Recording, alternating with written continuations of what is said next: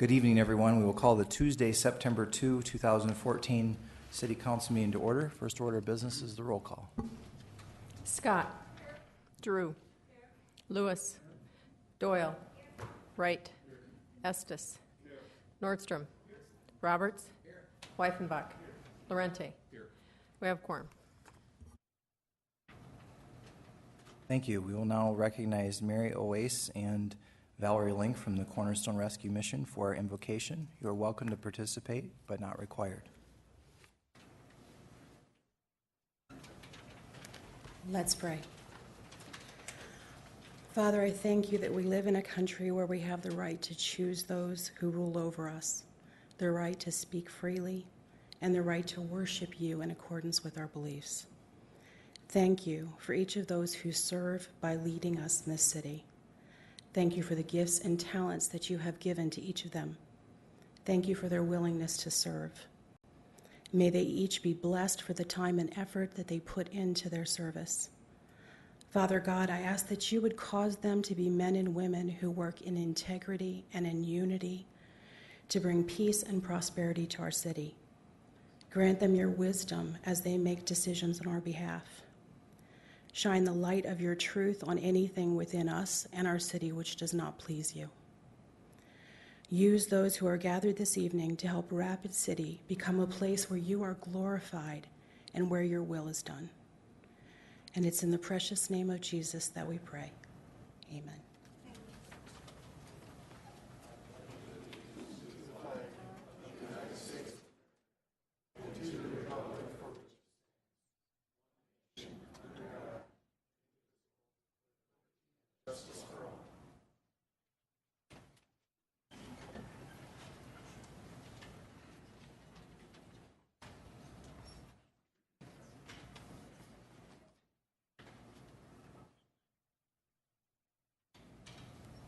Now is the time for members of the public to discuss or express concerns with the council on any issue not on the agenda.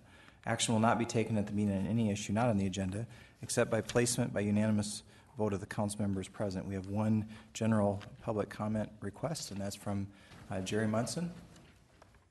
And oh, I apologize. While Mayor Munson is coming up, let's have a motion to adopt the agenda. Second. Thank you, Amanda. We have a motion by Amanda Scott and a second by Jerry Wright to adopt the agenda. All in favor? Amanda, you have your light on. Did you want to speak? Okay. All in favor, say aye. Aye. Opposed? Motion carries. I apologize for getting ahead of myself. Mr. Mayor, you have the floor. Thank you, Mayor and Council. My name is Jerry Munson, and I'm a lifelong resident of Rapid City. I just wanted to share some thoughts with the entire council, even though some of them were discussed at your two committee meetings last week. As my documentation and photographic evidence has shown, our central bike path has both some minor and some major safety issues that beg your leadership and attention.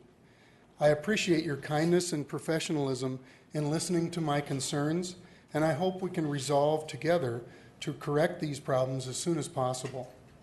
At your Legal and Finance meeting, I visited with some of you about the lawsuit from 2005 where the city had to pay $3.85 million to settle. That case involved a guardrail issue where a young man was permanently impaired, and what the jury found was negligence on the part of the city.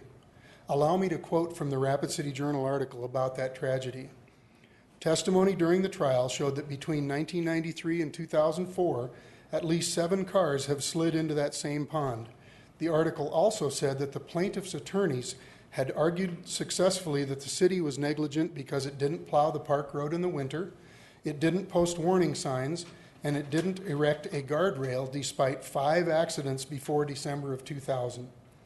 Ladies and gentlemen, since we first discussed this bike path issue at the last city council meeting, I've been advised by numerous folks of incidents ranging from broken bones to the Rapid City police officer whose wife recently twisted her ankle due to the same drop-off issues that caused my accident.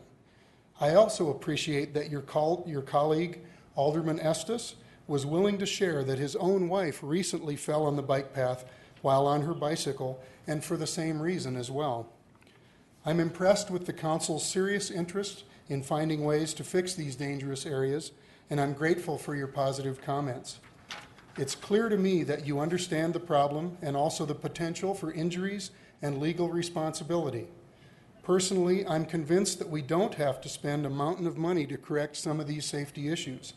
Just one idea might be to properly promote, and with the mayor and council's public request, a citywide call for volunteers to gather for a Saturday morning to restore some safety to our jewel in need.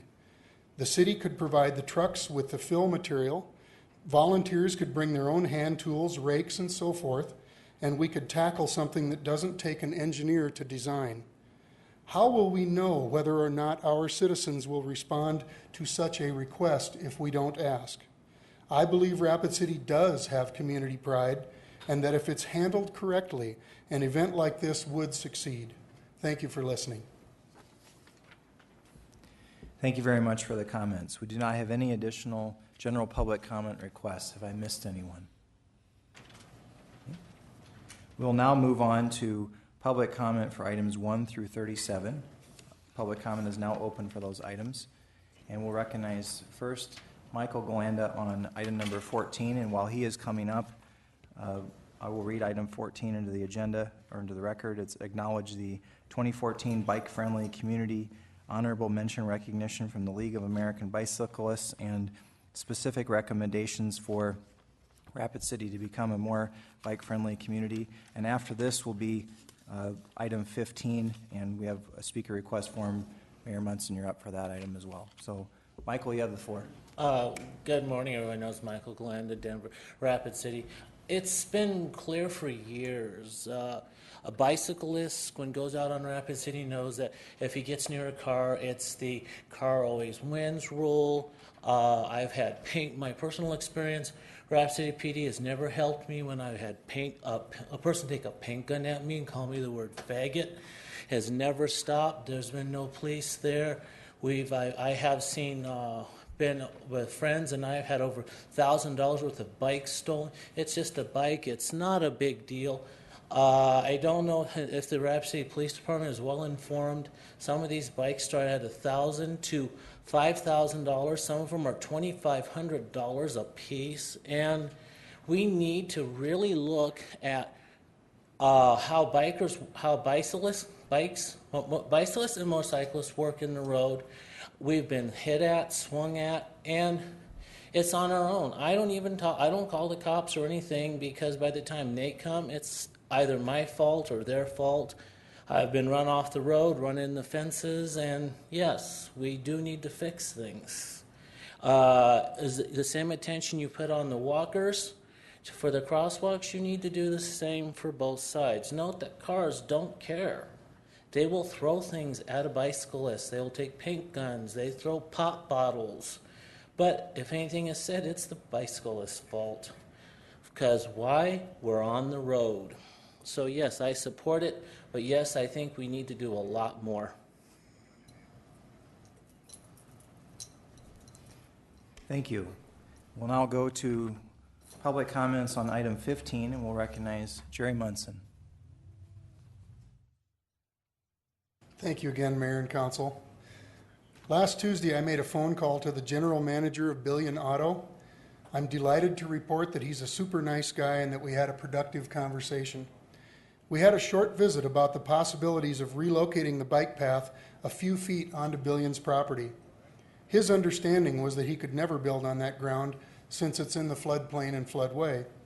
I advised him that the taxpayers of Rapid City were going to have to spend tens of thousands of dollars to design and fix the creek bank. I was very clear about the fact that while I was a former mayor, I am now an ordinary citizen acting on my own to see if he was willing to just visit with the city about possible path relocation. It was then that this very polite gentleman said that he would make no commitments whatsoever, but that he would indeed be willing to at least talk.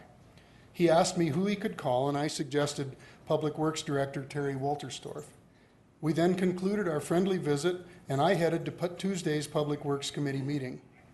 I have to tell you that I'm concerned about what all this means. To me, it means that nobody even tried to visit with the property owner or their representative to explore these possibilities. Talking may or may not produce fruit, But why would the city needlessly spend tens of thousands of taxpayer dollars when it's entirely possible that just a few $1,000s would pay for the work on easements and relocating the path? I don't know if the property owners would want compensation, or if so, how much. I am confident, however, that if we don't at least try to approach them, they have no reason to do anything at all. Imagine for a moment that we were able to come to some kind of favorable agreement. I believe City Hall could then make it widely known that this local business was willing to help in finding a solution that benefits all of the citizens of Rapid City. This could include inviting the media to attend a bike path restoration kickoff event held on the north end of Billion's property. The mayor and council could then publicly acknowledge and praise how generous and accommodating this dealership had been. Likewise, the project by the fairgrounds is a concern. Why are we not simply moving the path a reasonable distance away from the creek? It's in an open field with nothing in the way, and the city owns it. The item before you commits the city to spending $25,000 taxpayer dollars for a design and, by implication, tens of thousands more to actually do the work on these and 2 other projects. With that in mind, I ask that you vote to send this item back to the next Public Works Committee meeting and that you direct staff to respectfully approach Billion Auto to see if an amicable arrangement can be reached. Thank you very much for listening. And thank you for those comments. We do not have any additional speaker request forms on items 1 through 37. Have I missed anyone? Public comment for items 1 through 37 is now closed. Any council members like to remove any items for separate consideration? We'll first go to Chad Lewis. Thank you, Mr. Mayor. I'd like to remove item number 14, please. Item 14. Anything else? Alderman Ron Weifenbach. Item 15. Item 15. Steve Laurenti. Thank you, Mr. Mayor. Item 28 and 33, please. Item 28 and 33. So far, we have 14, 15, 28, and 33. Amanda Scott. Thank you, Mayor. Item number 29, please. 29.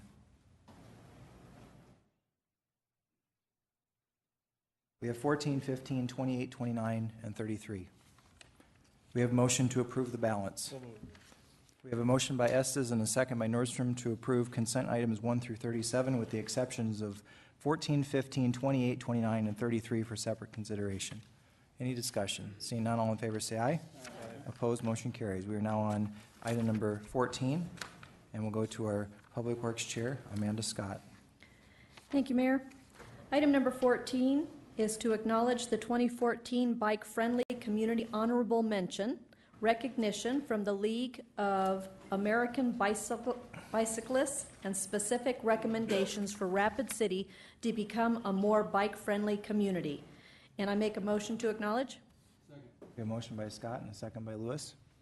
Would you like to retain the floor? Please. Amanda? No? Okay, go ahead, Chad. Thank you, Mr. Mayor. The reason I pulled this is just because of some of the discussion earlier.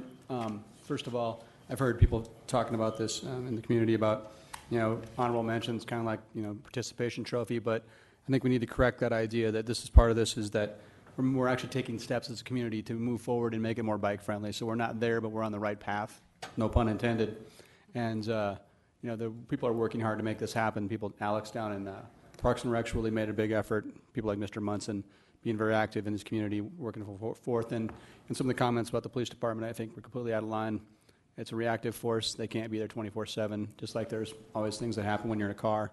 It's no one's fault. It happens. That's life. So I just don't think some of those things were quite fair to say, and I think that I just want to make sure we acknowledge that. Thank you. Any further discussion? Seeing none, all in favor of acknowledgement, please say aye. Aye. Opposed? Motion carries. We're now on item number 15. Amanda. Thank you, Mayor. Item number 15 is to authorize the mayor and finance officer to sign a standard agreement with Ferber Engineering Company, Incorporated, for professional design services for the city bike path restoration and Rapid Creek bank stabilization. And I make a motion to approve, and I'd like to retain the floor. Second. Darla Drew, and you have the floor. Thank you, Mayor. May I ask our Parks and Rec Director, Mr. Jeff Biegler, a question? You may.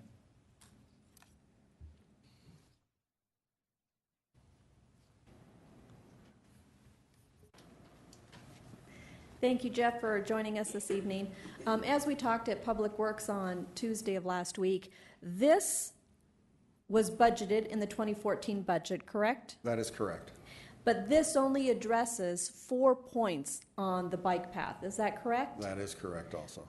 I'm not so sure that everyone or our viewing audience at home is familiar with those 4 points. Can you please review the 4 points that this is actually going to be covering for reconstruction on the bike path? Absolutely, yes. Two of the points were alluded to earlier by former Mayor Munson. Those are the areas of stream bank stabilization behind the Billion Kia property, the stream bank work mitigation near the fairgrounds.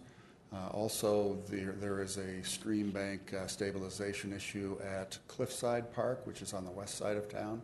And this will also address the issue of a pedestrian easement behind the fish hatchery. And for the work that we're going out and asking FERBR to do, is potentially moving the bike path in these areas, as Mr. Munson had mentioned, is that part of their consideration, looking to see if the bike path is just going to be restabilized where it is, or do they actually consider a better engineered path? They will take a look at the pathway as well as the stream bank stabilization, but even moving the pathway inward is not going to address the problem that's eating the erosion of the stream bank, which will eventually get to the position where the path was relocated. So there is still going to be a need to do some stream bank stabilization. So they'll be looking at least these 4 points in totality of how to restabilize it, as well as repairing the bike path and putting the bike path back in good order. That is correct. Thank you. And then at Public Works meeting last week also, there was a report given on the update of the bike path. And I believe we also, as a committee, requested that a better report for the entire bike path system come back to the Public Works meeting in October? That is correct, yes. And as far as the work that needs to be done for anything that's mentioned when that report comes back, that has not been budgeted currently, is that correct? That is also correct. There will be still some funds left in CIP beyond the contract for engineering and design services. So there will be some money still left in there that we will plug in toward those repairs. Thank you. And I know that Mr. Munson's suggestion for calling in community help for volunteers, is that something that the Parks and Rec would consider or be willing to consider? Absolutely. Thank you, and thank you for your service, Jeff. Sure. I yield the floor. We'll now go to Alderman Jerry Wright. Jerry.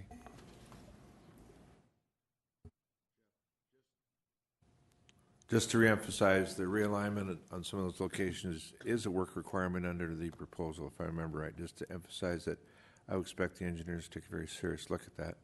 Yes. From the safety standpoint, okay, thank you. Alderman Steve Laurenti. Thank you, Mr. Mayor. Mr. Biegler, can you answer for me, if we're going to look at this in a holistic standpoint, I'm talking about the bike path now, what kind of budget do we have to take care of the myriad of maybe issues that we're going to find? How are we budgeted for that? Well, we haven't budgeted for it. We do have some other projects that perhaps could be looked at in terms of rescheduling those to shift funds in our CIP budget to take care of these issues with the bike path. Thank you. Alderwoman Darla Drew. A question for Mr. Biegler.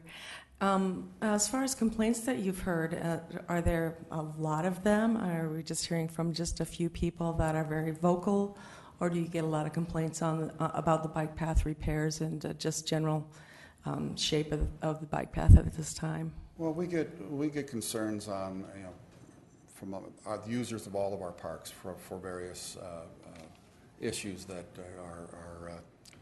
that they bring to us. We haven't had a number of complaints called into our office on any issues on the bike path.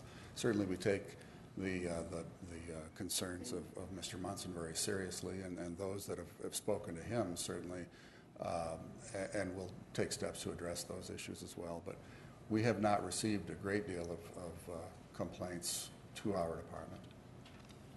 Well, I was just thinking, since this is my background, thinking about when he brought up the very friendly billion person, that, you know, there are funds that might be available from those businesses to help with certain parts of repair, and I'd like to see them be part of that as well. You know, I mean, they're part of the city. I think they're somewhat benefited by being close to the bike path, and could maybe be asked to help with some of those repairs. You know, wouldn't be out of line to say that this is something that you could help us with. Thank you. Alderman Ron Weifenbach. Thank you, Mr. Mayor, and I appreciate my colleagues clarifying some of the circumstances that underlie. But I made inquiry into this and haven't quite got an answer that I'd like to direct a question to Mr. Tech. I believe would be the person that can answer the question. Go ahead. And the question would be is this something that our in-house engineers could handle? I'm not exactly sure why this got outsourced. Recognize Dale Tech, our city engineer. Thank you, Mr. Mayor. As part of the work that FERBR's doing, there's a lot of floodplain analysis, core 404 permit work. It's very time-consuming. Certainly, city staff can do it, but I believe the consultant can do it much more efficiently than city staff can do it, especially with the other regulatory agencies involved. Thank you. Richie Nordstrom. Thank you, Mayor.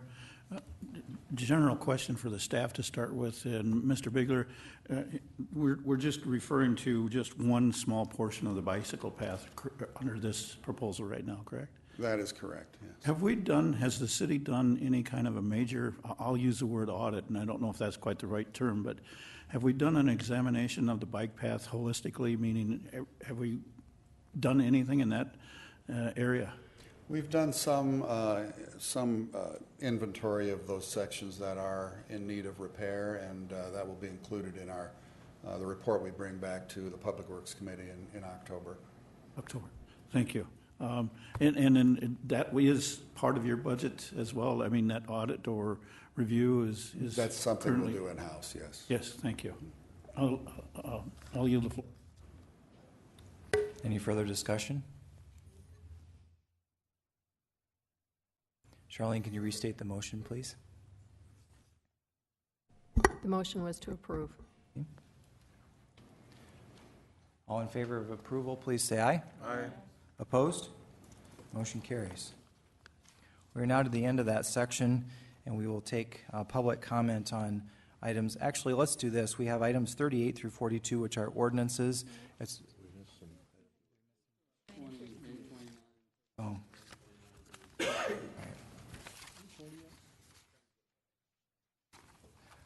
A long Labor Day weekend, so I apologize. Item 28, Chad Lewis. Thank you, Mr. Mayor. Item number 28 is the release of $100,000 from the 2014 council contingency to purchase vehicles and related equipment for the Rapid City Police Department. I move approval. Motion by Chad Lewis and a second by Charity Doyle. Any discussion? Any discussion? Steve Laurenti. Thank you, Mr. Mayor. And obviously, my concern here is one that we're pulling from the 2014 contingency fund, not knowing what we're going to need this year for much of the stuff for the streets, what kind of winter we're going to have, coupled with the fact that we have already committed an additional $120K, which I've wholeheartedly supported for the police department. And I spoke when we approved that and said I thought that that was a good compromise, that we added $120,000 to the $180,000 requested by the chief. And I just think that we need to rethink this $100K, knowing that we have already supplemented the chief's budget with a large increase, coupled with the fact that, well, maybe I have Mr. Mayor, if I could ask the chief a question on this before I state it. So. Go ahead. Thank you. Chief, can you speak to Captain Hedrick, or Hedrick, forgive me for my pronunciation there, but on the $100,000 grant he spoke about at the last meeting. I think it's under DCI grant, if you could speak about that. And The state of South Dakota has a drug seizure fund that is controlled by the Attorney General's office and through DCI. And basically that fund takes asset seizures, such as when you read about a large amount of cash that is seized on the interstate from a drug dealer. After that goes through the process and somebody is convicted, then those funds are seized and then available to law enforcement specifically for drug enforcement action. And so prior to the budget hearings, we had made a written request to the Attorney General seeking assistance to remedy our problem. And parallel to that budget hearing, we were notified that they were going to grant $100,000 to our department from that fund. And I just received written notification today and verbal notification a week ago that that was going to occur. The key to that is you can't use seizure funds to supplant budgeted items. So we would potentially be in a questionable area, and if you changed your approach based specifically on the drug seizure fund being granted. so since this wasn't budgeted, would you say that it fits? I think that we would be at risk of supplanting, but I would ask Joel to chime in on that. Can you do that for me? I can't answer that right now. I would want to look at what the rule requirements are for the grant money before I would answer that. Thank you. And I just wanted to caution my colleagues, and I don't know if somebody wants to bring forward a substitute motion, but we need to think about the fact that we are pulling this from undesignated cash for 2014, knowing we've already supplemented the chief's budget largely with $120K from the 2015 undesignated cash, and that we have some of these other unforeseen things that are coming. One, what needs we may have for streets, depending on the type of winter we have, salt and sand, those types of things. We don't know what we're going to run into there, so we may need that for that. But we have these other things popping up with the bike path as well. You've heard Mr. Beegler speak that there isn't much of a budget for it. And so we're looking at $100,000 here that might be better used for something that is related from a public safety standpoint, knowing that we have supplemented the police's fleet management in a large way of $120,000 already. So I will yield and listen to my colleagues. Thank you, Mr. Mayor. Alderwoman Amanda Scott. Thank you, Mayor. May I also ask the Chief of Police a couple questions? You may. Thank you, Mayor. Chief Jegris, as we were talking about this, and you had indicated, explaining that the grant from the apprehended drug money could be used for vehicles, but it could not be used in a substitution for budgeted money. So if we reduced your budget, you would no longer qualify for the grant money or the I think that would put us at risk, either currently or for future requests from that fund. So primarily my question is this then, because I know that this was discussed during the budget hearings for 2015 and the suggestion was made to use council contingency funds, which is what this item is about. When did you put in to get the request for the money from the drug money that was apprehended? I don't have the date, but that was prior to the budget hearing that you're speaking about.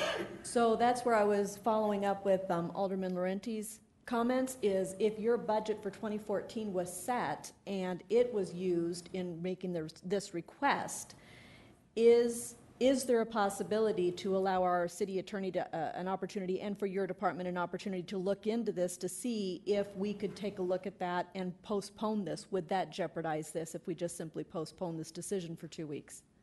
I think that would not jeopardize that. It would slow down our process that we have in place right now, but it would certainly not jeopardize it.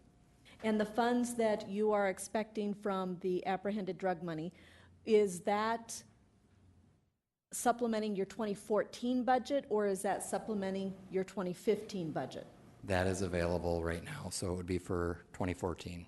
for 2014? Correct. And then this would pretty much, if I remember correctly, the figures would be a matching sum. Isn't it 100,000 that you're getting from the, Correct. so this would be like a matching fund, so that this would give you the $200,000 in order to purchase and equip 5 vehicles? Yes, but it's unrelated to the city funds. There's not like a required match from the city in order to receive those funds. Okay, so it is totally separate. Correct. All right. Then at this point, I would also agree, if a colleague would make it and postpone it, just so that we could make sure. I don't see any harm in postponing it and getting those questions answered. Thank you. I'll yield the floor. Before we go to the additional lights, I just want to offer something that might help clarify the conversation. Just because an item is approved by the city council, an expenditure is approved, doesn't mean that the money must be spent. What you're doing is you're releasing to the Rapid City Police Department the ability to spend the $100,000. Now, what we can do as a compromise here is the council can approve this item, and we can ask the city attorney and chief of police to contact Attorney General Jackley's office tomorrow and find out if not spending that $100,000 would create a problem, since the $100,000 of council contingency came up after the budget request. That way, you're not slowing down the order of the police cars, and then we could just simply bring a report back to the council for further discussion. I would also add that there would be a need for the additional $100,000. You could replace that many more cars if you have the additional $100,000, but that's a call for the council to make. We'll now go to Alderwoman Charity Doyle. Thank you, Mr. Mayor. A couple of questions for our finance officer, if I may. Please. Ms. Sumption, when's the last time we needed to dip into council contingency for winter-related issues? Or actually, when's the last time we dipped into it for anything? So I know one of the things, while you're looking that up, while we were going through the budgeting process, we were shown by the mayor how infrequently we actually use that. So the money just sits there. And I think the thinking at the time was that we could put that money to good use, when the fact is the police department needs 13 vehicles at a cost of approximately $455,000 that was not in their budget.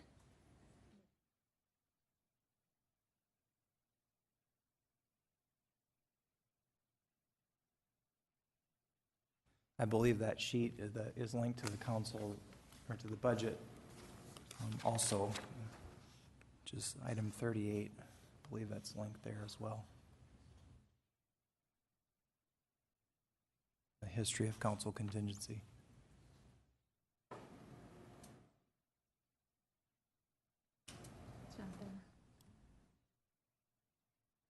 That's why you're looking. One of the other things I remember us discussing, I think even the mayor said that this would be a good reason for us to take the CPI, which would be the inflationary increase.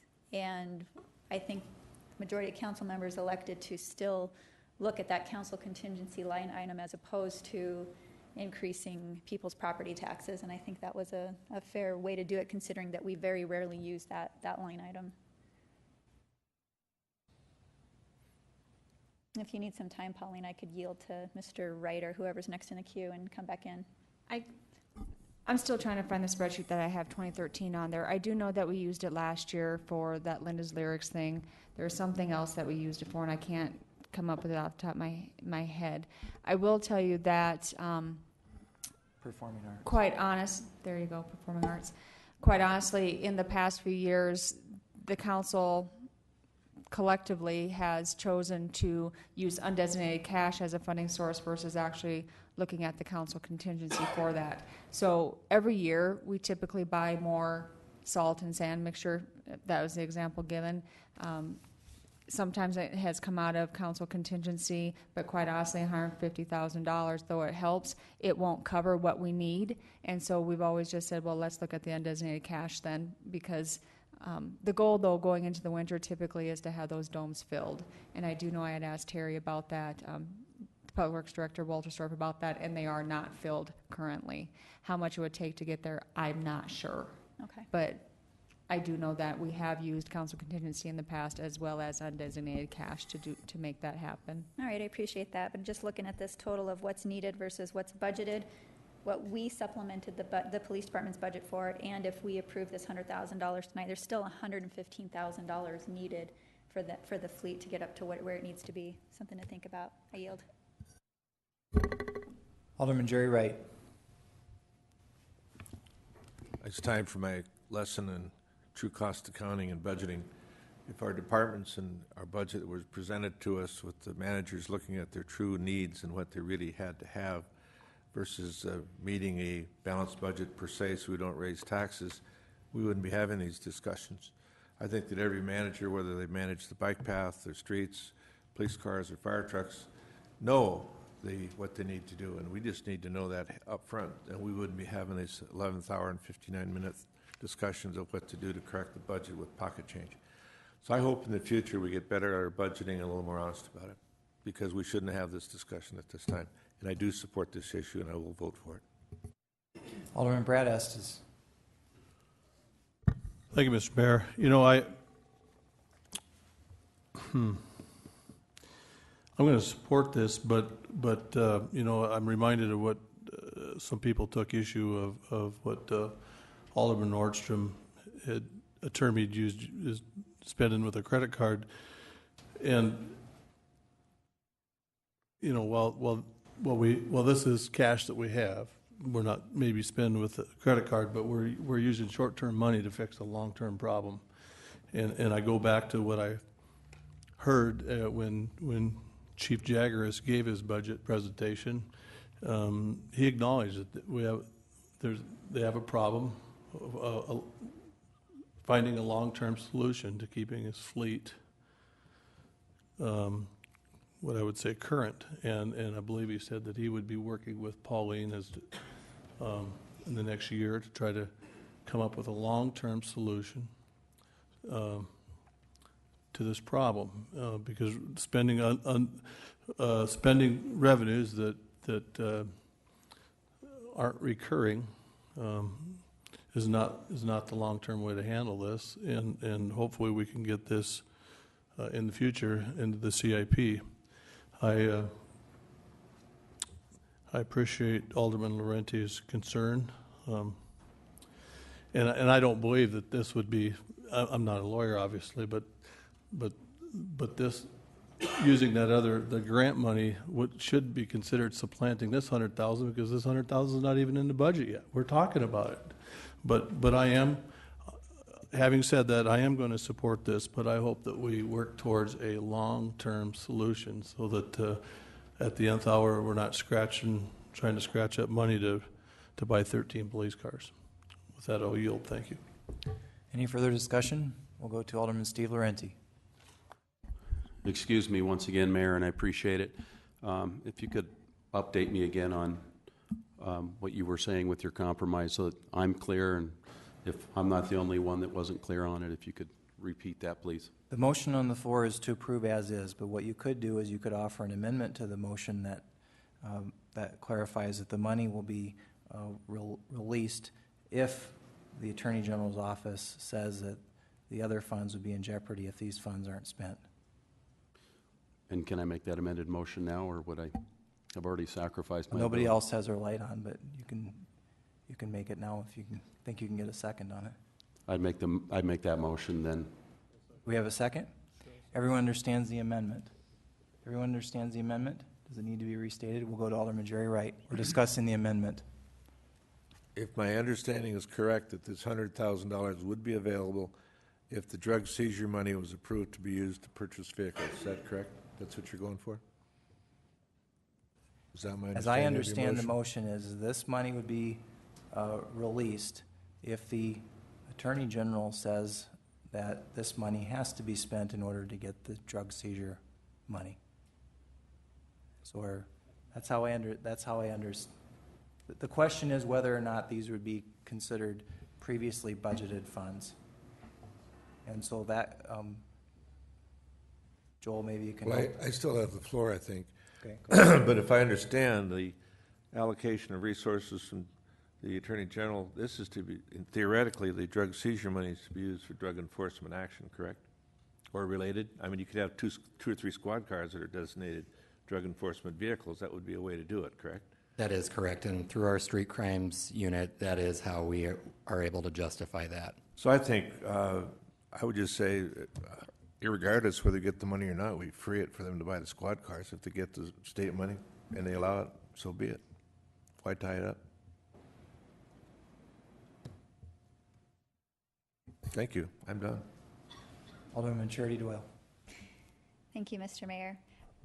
Again, regardless of if we use the drug seizure money or council contingency tonight, it still leaves $115,000 of unmet needs. So I honestly think to get the police department where they need to be for right now, we quite honestly need to do both. So something to consider. We'll go to Alderman Ron Weifenbach. Thank you, Mr. Mayor. I thought I understood the motion to be the fact that we're going to approve this expenditure under the circumstances that it doesn't interfere with drug seizure money. I thought that was my understanding. So Alderman Laurenti, would you restate your motion? Let me think about that, Mr. Mayor. The amendment was to gain information on the DCI grant. My thinking was that we would use the DCI grant to supplant the $100,000 that we're taking from contingency and keeping that money in contingency if the grant money could be used instead. If the grant money can't be used instead, then the contingency money would be used. Okay. Alderman Weifenbach, you have the floor. thank you, Mr. Mayor. I misunderstood the motion, so I understand the motion now. So thank you. Any further discussion? We are in the motion to amend. The motion to amend. Everyone understands the motion. All in favor, say aye. Aye. Opposed? Here.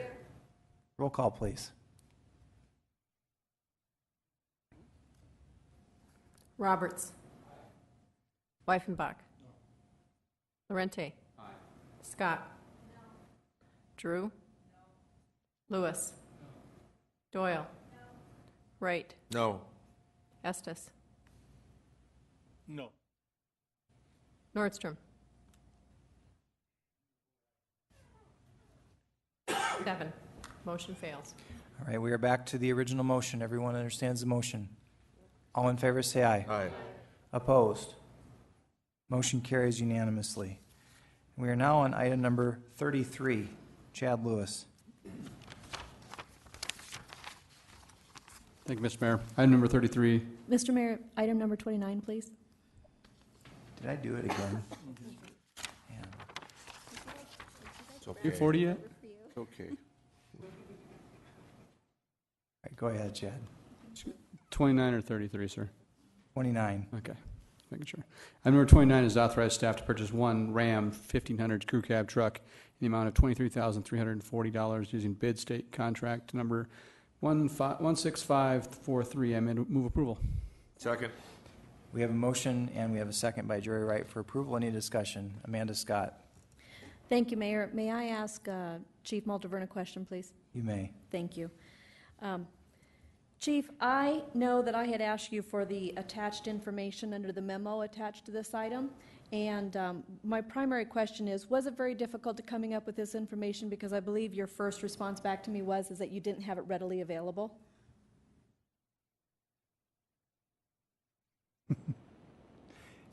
No, it was relatively simple to find. I just had to put forth a few hours to draft that memo for you, and upon further research, I realized that the justification for the purchase was really pretty easy to make, if that answers your question. Yes, it does, and I was asking you a leading question because, Chief, when I first brought this up and I'd asked you the question whether you were expanding your fleet or if this was the current vehicle being replaced was going to be used as a trade-in, that's what brought the topic that you and I had for that discussion. And when I asked you the maintenance and repair cost on the vehicle and whether it justified using it, that's the part that you had to look up. And so on top of that, on the attached memo for the public, to see the hard work that all of our department directors do to analyze, to make sure that they get the most out of their equipment and to justify keeping vehicles on the road for specific purposes. I really wanted to applaud you on this. So I know sometimes I can ask a lot of questions, and I really appreciate you coming back with a memo and supporting your decision. Thank you. I yield the floor. Thank you. Any further discussion on the motion? All in favor say aye. Aye. Opposed? Motion carries. We are now on item number 33. You sure? And yes, I owe some explanation. I'm crossing off items before I'm getting to them, which is getting me in trouble. So item 33. Very Floor is leader-like. yours. If I may take a moment just before I do this one, just to remind all you parents out there, little kids, and anybody watching home, I stepped on a rattlesnake tonight, so in my house. So make sure they are out and about. I wanted to say that earlier, put it on the agenda, but it wasn't that big a deal. But I want to make sure if you have little kids running around your yards or whatever, this is the time of year they seem to be out and about. And I didn't get bit, thank goodness. Though don't everybody applaud at once. But anyway, I just want to make sure that people are aware of that, public's aware of that. I'm sure you are, but it's always important when you think about those things. So anyway. Snake? Did you bite the snake? I did bite the snake. Item number 33 is request transfer of $25,000 from 2014 council contingency line item to the Cemetery Enterprise Fund, professional services to be used specifically for the headstone realignment project. I yield the floor. Floor has been yielded, and we'll go to Alderman Steve Laurenti. Thank you, Mr. Mayor. And I spoke about this issue at the Legal and Finance meeting. I think it got by a few of us at Legal and Finance, but there were some questions we have about this. But mostly what we talked about at Legal and Finance was former Mayor Munson and his discussion about the bike path and the need that we're going to have there. Again, my colleagues, we've heard Mr. Biegler speak tonight that there isn't much of a budget to handle the issues. There may be some stuff he can shuffle around, but do we really want them to sacrifice other things that the director there has already earmarked for those funds? The bottom line is we have $25,000 here that could be used as a contingency fund, if you will, for the needs of the bike path. And I think, honestly, given a choice between those two, I will choose to want to spend those monies or hold those monies in the contingency fund for the bike path. And I would urge my colleagues to do the same. Thank you. Alderman Jerry Wright.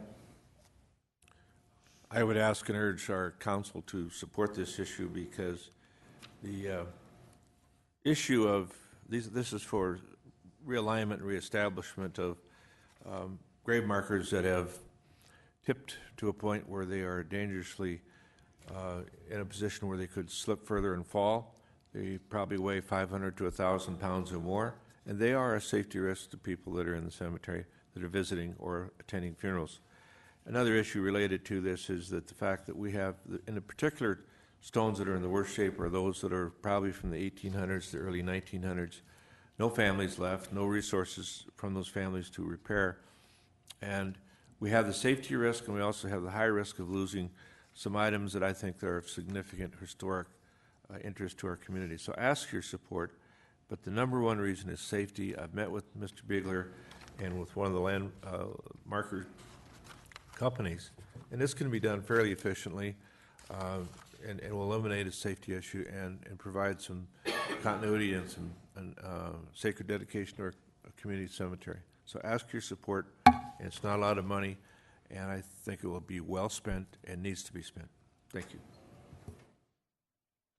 Alderman Charity Doyle. Thank you, Mr. Mayor. I just want to have a couple of things, I guess, reaffirmed by Mr. Biegler, if I may.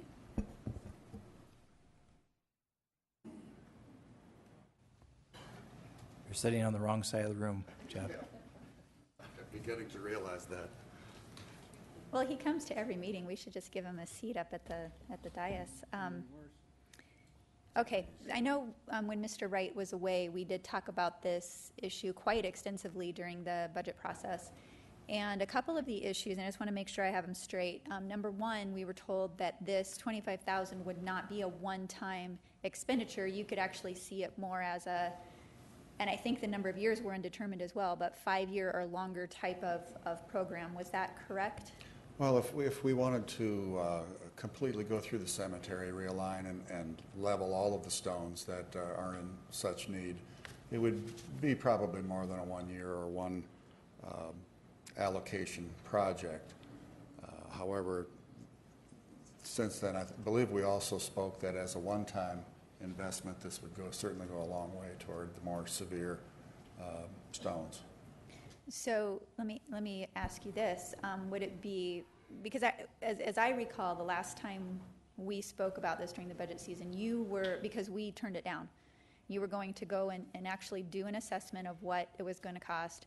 And could we not still do that and take a look at what these more severe risk stones are, so that, I mean, a blank $25,000, I'm sure you could go put that to work, or we could get the funds, figure out what the actual cost is for the top 5 or whatever you know, I think are the most severe, and get those things taken care of. Correct. Yes, we could do an assessment and get a better idea of the overall cost of it. What kind of a time frame do you think that would take? Well, we started a couple of years ago, and we have a kind of a short list of about 40 stones that are in the worst condition. 4D? 4D, 4D, yes. thank you. And I know that at that time they stopped the inventory because of lack of funding for the repairs. So we already do have a jump on the assessment and the inventory of those stones. So timeline, probably this fall, I think, would be a good timeline for getting that inventory completed. Okay, but at this point in time, we really don't know what $25,000 would get us, or conversely, we don't know what the cost of realigning these top 40 priority stones would require. We don't know precisely, no. We did have the one stone realigned that was in the photograph that you saw. That was a very tall stone that was severely leaning. We had one of the monument companies come in and write that and level it, and the cost was about $250. Okay. So we could guesstimate at 100 stones or so for the $25,000. Okay, thank you. I have no more questions. Alderwoman Darla Drew. Another question for you. I think the last time we talked about this, there was some talk about family responsibility for the stones. Correct. And there might be some kind of software in the offing that would help us find the people that would be responsible ultimately for maintaining the grave sites. Well, we do have new software that is installed now, and we're just in the process of loading all of our existing records on that software. That will certainly help going forward with and with some of the more recent stones in obtaining family information. But a lot of the stones, as Alderman Wright mentioned, date back to the late 1800s, early 1900s, and we just do not have family information on those stones. So it still will be difficult to determine ownership or family responsibility on a lot of those stones. I think I would still suggest that maybe the Historic Preservation Commission could be brought in on some of this stuff. I know they do have funds for these kinds of projects, so maybe it's something that is worth at least looking at a partnership with them. Also, any veterans groups that might want to restore some of those stones, that would be some of their fallen brothers and sisters. They might want to bring someone like that in to help. And also, maybe we could just do something as inexpensive as fencing off those large stones that are kind of dangerous right now, to try and keep people away from them. You know, if we don't have the money to fix them, I'd rather see the money go to the bike path. Actually, I would. But if we need to protect the public, I think we could do it probably pretty easily with a fence that just says stay away, unless we have people that are, you know, having crazy parties in there, which I understand happens, every Halloween. But other than that, I just think that we could do a fairly easy fix. So thank you.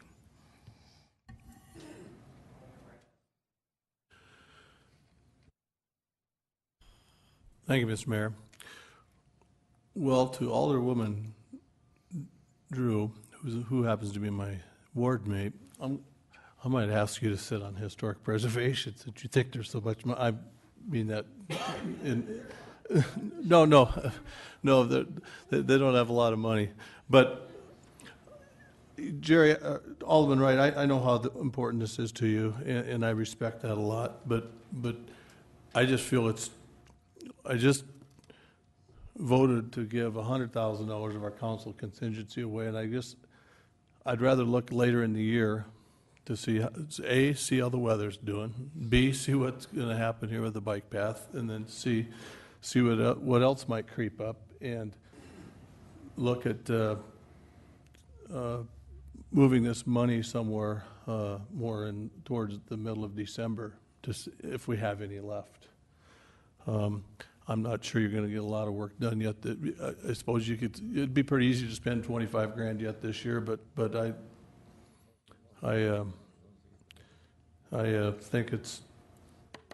think we can wait, and I'm not going to support voting to spend this 25,000 or moving this 25,000 at this time. I think we have too many unknowns looking us in the face. Thanks. Alderman John Roberts. Thank you, Mr. Mayor. And Jeff, you're just having a lot of fun up there, it looks like.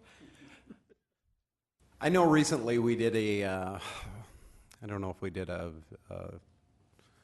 cost analysis or what we did at the cemetery as far as raising rates. We just raised rates, correct? We did last year, yes. And did they do a study on that? Did we just come in with a percentage and raise it? Have you done cost analysis on what other plots in cities the size of Rapid cost? We've done some of that work. The increase was a percentage increase that we proposed and was approved last year. That's something that we'll look at again for this year. How comparable are we as far as cemetery plots to, I'm trying to think of a city roughly the same size as Rapid. That's relatively close. We're very competitive. We're kind of right there. Everyone, certainly most municipal cemeteries charge close to what we charge. Okay. And the reason I was asking that question was I just talked to a friend of mine a couple of days ago, and he had just bought a couple of cemetery plots somewhere not in Rapid City, and they were about 4 times what we charge. And I was just curious because I know we had talked about building in some contingency to take care of these problems in the future. And I think right now what we charge is extremely reasonable. So, and I think we may need to take a look at that. Thank you, Jeff. Mm-hmm. We'll go to Alderwoman Amanda Scott. Thank you, Mayor. I'd like to make a motion to deny the request for the transfer. We have a substitute motion to deny by Amanda Scott with a second by John Roberts. And you have the floor. And thank you, Mayor. Just for clarification, I wasn't sure there was a motion on the floor. I believe this is the first motion. So thank you. And then also just for clarification, when we have talked about this issue, because it has come up several times, and Mr. Bigler, you've been very, very forthcoming in saying that you're willing to go back and take a look at this. And I know it's close to Alderman Wright's heart, but I really do think that the City Council needs more information before we just start allocating funds. And you have indicated that that is not a problem to go back and take a really good look at it and actually bring forward a plan as far as what are the worst ones, what are the safety issue ones, what are the aesthetically off-kilter ones versus a safety issue, and then also take a look to see which family members can still come up and take care of their own headstones. And I believe the City Council would benefit greatly from a well-done audit on that. So I'll be willing to consider it later on when you bring forward a report. Very good. Thank you. Thank you. I yield the floor. Alderman Jerry Wright. I'd like to make a substitute motion, if I can, or amend the motion that this item be postponed to the November 17, 2014 council meeting. We'll take that as a substitute motion. Substitute motion, correct. To November 17. This year. Is that a council meeting or a legal and finance meeting? It's a council meeting. Okay. Do we have a second to that motion to continue this item to November 17? Is there a second? Do I still have the floor? Oh, I'm sorry. Do we have a second? Okay, we have a second by Doyle. You have the floor. I see this as a identified need. For God's sakes, why do we have to plan and study? We already know what we've got. You've got 40 stones that you've identified, and I think it's rather sad that we continually kick the can down the street, and we are not going to give you any more money because we want to study a little longer. That's lousy. Government's not on our part. We're not doing our job. and we have the money, and I'm willing to wait until later in the year and see if we have a real need for salt or other contingencies, but later on, by November, I think it's an adequate wait. And if we've got a secure budget by then, we can give it to the department and take care of something that's been neglected for decades. Thank you. Charity Doyle. Thank you. So, Mr. Wright, your intention is not to deny this now, but rather to just... Deny the decision until November 17th. Okay. I'll tell you what my take in seconding it was, and I don't know if we're going to agree or not, but was that we deny this now and then we just reassess it later in the year, because I think Alderman Laurenti is right. We've had probably more instances of people and needs that we usually don't face coming to us, and if the rest of this year follows suit, we're going to have a lot of things, and I don't think this is about kicking any can. I think with the way this works and the way stones settle, it's taken hundreds of years to get to where we're at. They're not going to go anywhere fast, and we don't know what else we might be facing. Here we are in September, wait a few more months, see what else is coming, so that we don't have any regrets and, okay, we did this, maybe we should have waited and done something else. I think it might be prudent just to wait and reassess it. Can you be okay with that? Yes. Okay, thank you. I yield. Any further discussion? We have a motion on the floor to continue this to November 17. All in favor, say aye. Aye. Opposed? No. Roll call, please. Wyffenbach. Lorente. No. Scott. Drew. Lewis. Doyle. Wright. Allowed, yes. Estes. Nordstrom. Roberts. 3-7 fails. Okay, we're back to the original motion, which is to deny. All in favor, say aye. Aye. Opposed? Allowed here. Allowed, no. I think it's lousy government. Thank you. Okay. I'm disappointed. We have one no. Okay. All right, we're now through the end. Did I miss anything else? No. Okay. All right. What we're going to do is we have a number of speaker request forms on items 43 and 44, but we have the budget ordinance and some other important ordinances ahead of that. So what we're going to do after consulting with council leadership, we're going to open public comment first on items 38 through 42. And then we're going to close public comment on those items, act on those items, and then we are going to take the public comment on items 43 through 44. That way, if we get into any discussion on the budget or any of the ordinances, then the comments on these two important hearings aren't forgotten. Any objection to doing that? Ron Wyffenbach? Mr. Mayor, I don't object to that. I understand, and I told some people in here earlier, 48 through 51 consent items would move quickly, not understanding that, not reading this clearly, I guess, but these two items, which are going to take some time, are in between those. I want to apologize to them. I think they're still in the audience. If Well, there's a possible way we could move those consent items, if anybody had any issues with them, like the chief or anybody, 48 through 51, and maybe so they can go on their way. They're actually consent items. I don't have any. I don't have any speaker. I have a speaker request form on item 52. I don't have a speaker request form. I'm sorry, on- 48, 49, 50, and 51. I don't have speaker request forms on those. Is there a way that we could move those up too, so they don't have to sit through the, because I think that, I'm assuming that that's going to be lengthy, and Are there people here watching 48 through 51? Okay. There's one person. they're consent items, but they just wanted to make sure, if there's anybody had any questions, they were here to answer those questions. So I don't. Tell you what, let's get through items 38 through 42. I just and then we'll- appreciate you giving me the Yeah. opportunity. Thank you. Do you have any speaker request forms on items 38 through 42? Anybody like to speak on those items? Seeing none, public comment is now going to be closed on those items. We are on item number 38. Chad Lewis. Correct. Item number 38. 38. Second reading of ordinance 5999, fiscal year 2015 appropriation ordinance. I move approval. Motion by Lewis and a second by John Roberts. And we'll go to Jerry Wright. Too late to request a $25,000 amendment to the budget for the cemetery fund for realignment of tombstones? No, but I can predict how it's going to go. I make a motion we do that, and we'll see where it goes. How's that? Okay, we have a motion to amend the budget to add an item. I think you're familiar with the wording. Do we have a second? Do we have a second? Last call for a second. Motion dies for lack of a second. We're now to the original motion on the budget. We'll go to our finance officer, Pauline Sumption. Thank you, Mr. Mayor.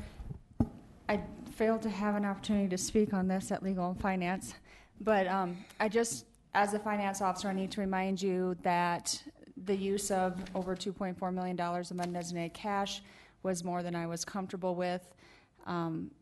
To keep that into consideration and to remember the email I sent about continuing to utilize undesignated cash, which is a one-time funding source to fund ongoing expenditures without a repayment mechanism, can cause issues further down the line, and just to keep that in mind before you make the vote. Thank you. Any further discussion? Everyone understands the motion on item number 38. Alderman Weifenbach. Thank you, Mr. Mayor. I just got to clarify that. We used $2.4 million of undesignated cash. That's what I understood. And when the budget was presented, we'd planned to use how much? The original presentation by the mayor was about $2.1 million, but that included taking the CPI. And then after you voted to not take the CPI, that increased the undesignated cash by that $202,000. And then when additional expenditures were added to the budget without a funding source, that increased it some more. So actually, according to the ordinance, it's slightly more than $2,488,000 that is being used to balance the budget. All right, so the net difference is $388,000, correct? Is that correct? Roughly. Thank you. Any further discussion on the motion for item 38? All in favor, say aye. Aye. Opposed? Motion carries unanimously. Thank you, everyone. Item 39. Thank you, Mr. Mayor. Item number 39 is second reading of ordinance 6001, an ordinance amending provisions concerning the general provisions of subdivisions by amending chapter 16.04.090 of the Rapid City Municipal Code. I move approval. We have a motion by Lewis and a second by Laurenti for approval. Any discussion on item 39? All in favor, say aye. Aye. Opposed? Motion carries. Item number 40. Item number 40 is the first reading of ordinance 6007, an ordinance amending section 17.06 of chapter 17 of the Rapid City Municipal Code, rezoning within described property as requested by Dream Design International, Inc. from low density residential 1 to low density residential 2 for a portion of the the west half of southeast section of section 9, township 1 north, generally located as south of Highway 44 and east of adjacent Vale Road. I move approval. Second. We have a motion by Lewis and a second by Roberts. Allergies, give me a break. Everyone understands the motion? No. I'm not reading it again. All in favor, say aye. Aye. Opposed? Motion carries. 41. Thank you. Item number 41 is first reading of ordinance 6008, an ordinance to allow child care centers as a conditional use in light industrial districts by amending section 17.22.030 of the Rapid City Municipal Code. I move approval. We have a motion for approval by Lewis and a second by Estes. Any discussion? Seeing none. All in favor, say aye. Aye. Opposed? Motion carries. Item 42. Item 42 is the first reading of ordinance 98, an ordinance to adopt 2014 National Electrical Code by amending Rapid City Electrical Code found in chapter 15.16 of the Rapid City Municipal Code. Move approval. Second. We have a motion by Lewis and a second by Drew. Any discussion? Seeing none, all in favor, say aye. Aye. Opposed? Motion carries.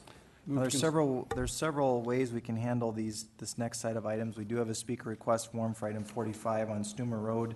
I don't know how much discussion we'll have on that tonight. We also have a speaker request form on item number 52. So what we can do is we can, Alderman Weifenbach, you'd be welcome to make a motion to continue items 43 and 44 to the end of the agenda. The only risk to that is if we get up and get into a long discussion on Stoomer Road, but. Thank you, Mr. Mayor. that might That'd be a my way- motion. That would Second. be your motion. Okay, we have a motion by Weifenbach and a second by Lewis to move items 43 and 44 to the end of the agenda after the bill list. All in favor, say aye. Aye. Opposed? Motion carries. We will now take public comment on items 45 through 47,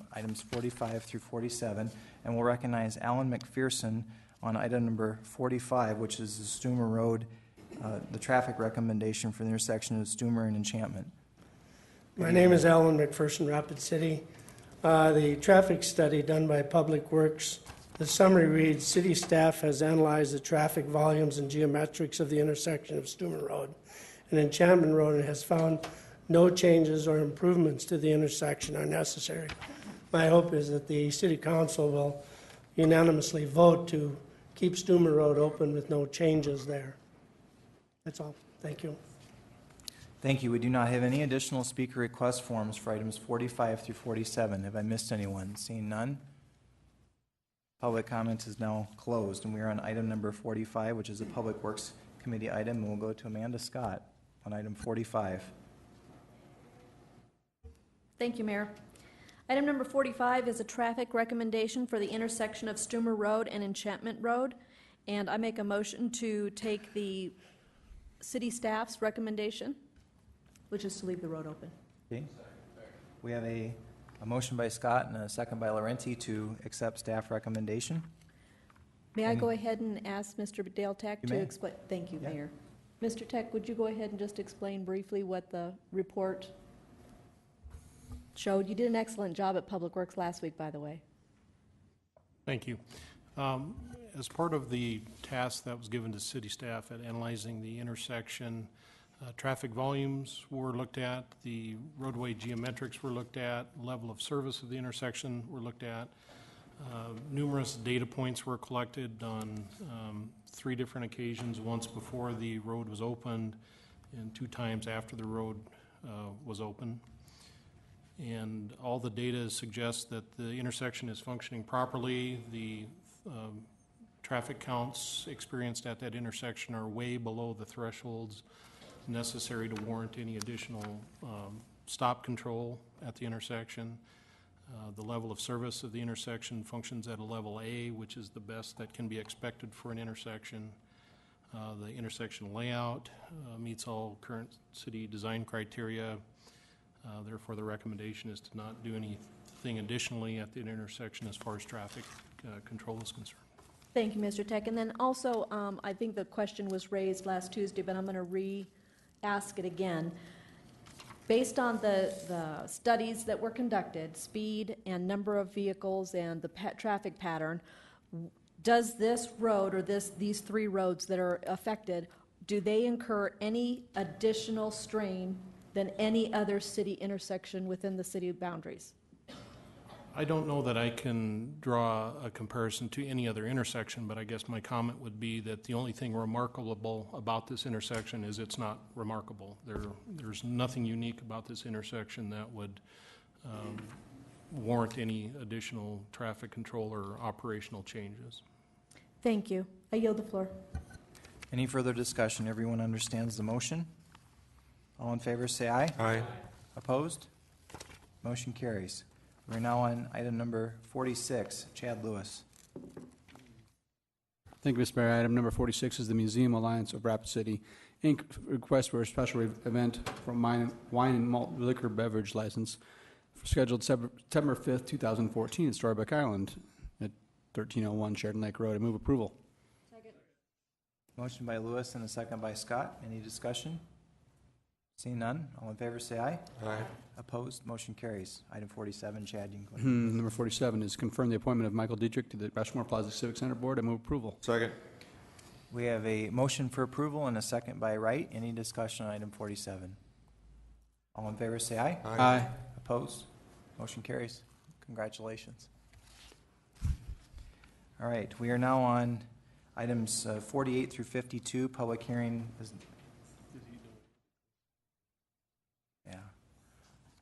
Brad S. has reminded me that we forgot to remind you that you need to co-sign a loan on the Civic Center. That's hidden in the fine print, kind of like a Monty Python movie, so, yeah. All right, public hearing is now open on items 48 through 52. We have one speaker request form, and that's on item 52. And Brian Fisher, you can come on up, and while he's coming up, I'll read this item into the record. It's resolution number 2014-72B regarding an assessment for Canyon Lake and Red Dale Drive sidewalks. Good evening. Thank you, Mayor. I have some handouts. I didn't bring enough, but it's some previous meeting minute notes from the city. Sir, would you like to use the projector? We can have, Jeff, would you help him with the projector? We'll turn off the timer here while we get that set up. Probably won't be necessary. I'll just, okay, at this point. Would you like him to pass out what you have? Yeah, if you would, please. I have 5 of them.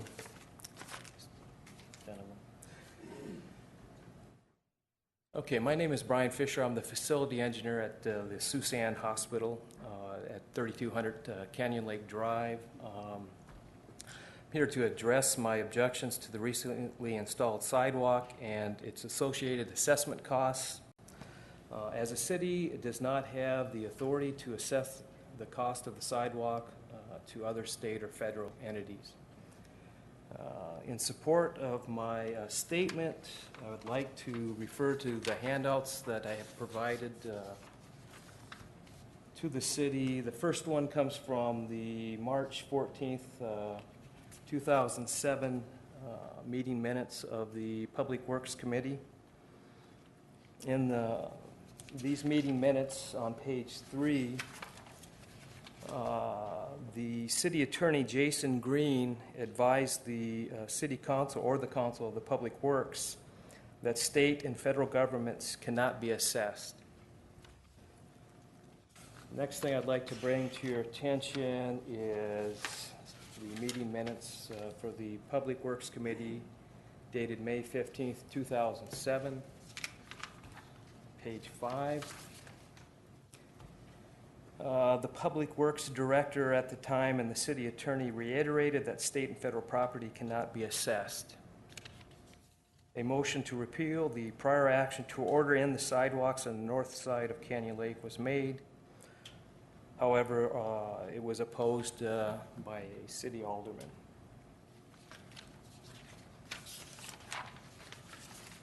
Next item I'd like to bring to your attention is the city meeting minutes of the Rapid City Council on May 21st, 2007. At this particular meeting, the city engineer pointed out an area along Canyon Lake Drive from Susan to the National Guard that currently has no sidewalk and indicated that the cost to install the sidewalk was between $80,000 and $90,000. He explained that the city will absorb the cost of this section of the sidewalk as the city does not have the ability to assess the cost of the sidewalk to other government entities. City engineer suggested a phased sidewalk project funded through the Capital Improvements Program. Next item I'd like to bring to your attention is the meeting minutes from the Capital Improvements Program dated June 22nd, 2007. In that particular meeting, City Engineer Robert Ellis explained that the council directed staff to approach the Capital Improvements Committee about this section of sidewalk because the City Council cannot order in and assess another government entity. Mr. Ellis proposed a funding source as the Miscellaneous Improvements Project Fund. Lastly, I'd like to bring to your attention is a memo from the City Engineer to the Public Works Director. This particular memo, the city engineer was going to initiate a project to install the remaining sidewalk in front of the state and federally owned land through the Miscellaneous Improvements Project Program. In that handout, on that particular memo on Figure 2, it highlighted what areas were going to be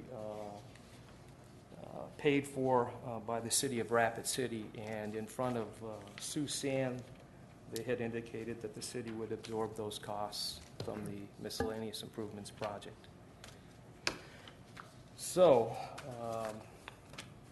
based on that information, I'm asking that the city terminate their request to assess the federal government for the cost of the sidewalk. We do not have any additional speaker request forms in this section. Have I missed anyone? Okay. Public comment is now closed. We are now on items 48 through 52, which is a consent items section. Do we have any requests from council members to remove items for separate consideration? Jerry Wright? Item 52. Item 52. Any other items?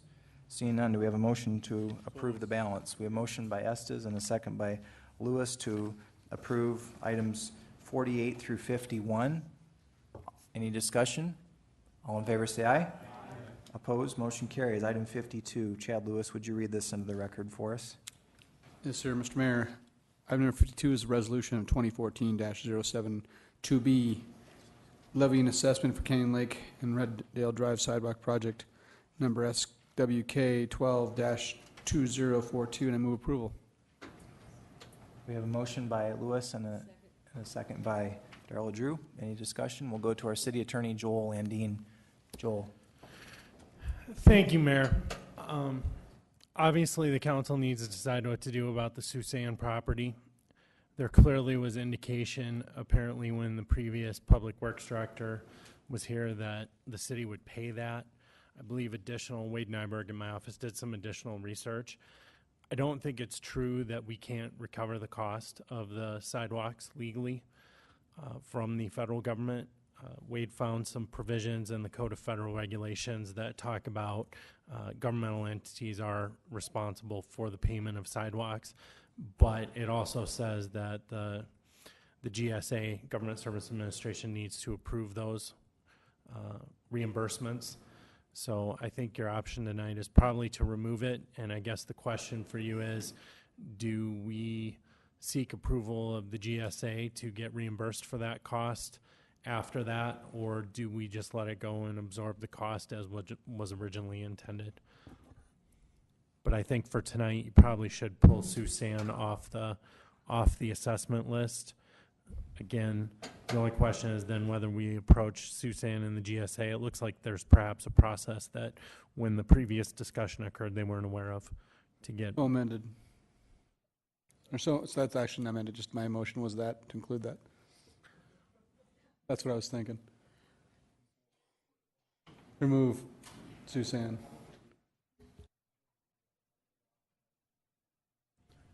Approve the rest of it, but to continue the part relating to Susan to the next Public Works meeting so this can be further discussed. Yep.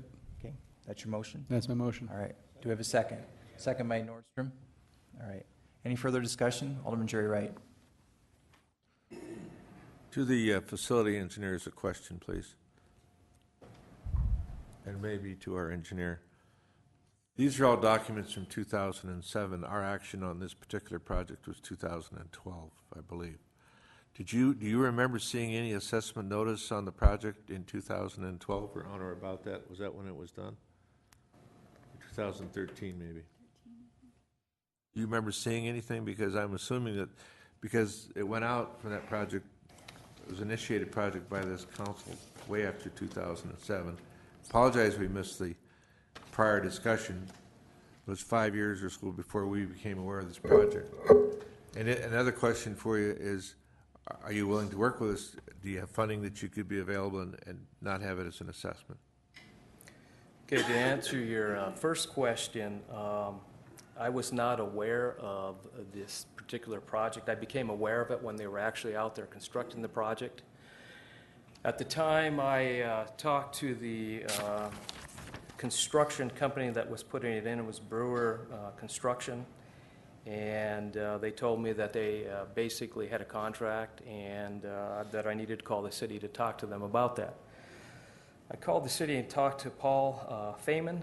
Not sure who he really is, but basically at that time Paul told me that the Rapid City Council had ordered it to be installed. He also said that the city had sent out certified letters to Susan informing them of the pending construction and that the letters returned to the city unopened. And I don't know if you can speak to that. I didn't receive anything.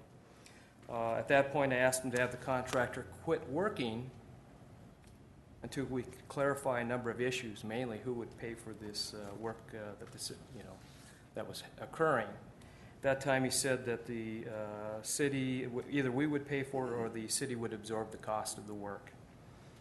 I told him that they were on federal property and the city had no jurisdiction to enforce this council-ordered requirement. He told me he would talk to a supervisor and the city attorney and get an opinion from them on how to proceed, and the call ended at that point. To answer your second question, quite honestly, I've got a number of higher priorities at the facility. It's a 1938 facility that we have a limited budget there that I would really address, and quite honestly have no interest in a sidewalk on the north side of our property. We incur quite a few liabilities with that. So to answer your question, quite bluntly, no, I would not be willing to, at this point, work with you. I have one more question. The right-of-way that the sidewalk is sitting on, is it city right-of-way or is it federal land? Or do we know? As far as I know, it would be public right-of-way dedicated to the city of Rapid City. And the Canyon Lake Street right-of-way? Correct. Okay. I support what Joel's asking that we do, and the motion to delay and find out what we can do. Thank you. Alderwoman Amanda Scott. Amanda? Thank you, Mayor. Since the motion is requesting that this Susan property or federal property be removed from this, and the facilities director brought forward that they cannot have any taxes from the city or any charges, since this is being redirected to the Public Works meeting, I'd also like the item to include the stormwater drainage utility and whether they receive notification of that and whether they will be paying that as well at the next Public Works meeting. Okay. Thank you. I think that's reasonable. Is that all right with the motion maker? Mr. Lewis? Okay. Alderman Ron Weifenbach. Thank you, Mr. Mayor. I don't want to make an assumption, but the assessments must have just come out to cause, I mean, we're doing the assessment tonight with this motion, correct? Yes and no. We're removing the assessment part for Susan and assessing the rest. Right, that's what I'm saying, because it was asked from the fellow that was just up here, why he didn't say something earlier. I happened to be on this council when this all took place. And if you read these minutes here, the question of this did come up, and there's a motion here, substitute motion was made by Kroger, second by Hadcock, continue to assess the sidewalk project and refer the remaining sidewalk project to the Capital Improvements Program Committee. Motion carried. So I'm not sure where this went wrong. So I have to confer that, I mean, unless we can authenticate these, and I remember I was part of this, it was about a $90,000 extra that we couldn't assess in this sidewalk project, and we decided to do it at that time. And I think, so when he comes forward and says, I mean, you feel like we just slapped him on side of the head with this bill. So I just want to make sure my colleagues know that. If we move this forward and, to question why he's up here wondering why he got this bill, I think there's a pretty good question of why he wonders why he got it. It wasn't assessed to him originally in the project, to my recollection, and to the motion that was made here. I mean, and it's ironic that I'm back here, 7 years later, looking at the same thing. So we had a long, extensive conversation about this. So thank you, and I think this is probably a good motion to give our city attorney some more time to. I mean, I don't think it's a question of whether it's accessible or not. I think it's a question of whether we told them we weren't going to assess them also. So that has to be in the equation somewhere. Thank you, Mr. Mayor. Any further discussion on the motion? Everyone understands it. All in favor say aye. Aye. Opposed? Motion carries. Bill list. Pauline. There are no changes to the bill list, so the total is that which was attached to the agenda, and it is $9,477,796.25. We have a motion by Scott and a second by Estes. Any discussion? Seeing none, all in favor say aye. Opposed, motion carried. We are going to take a 10-minute recess, if that's okay, and then we'll come back and proceed with public comments on items 43 and 44. Those are the only two items left on tonight's agenda. We are now in recess.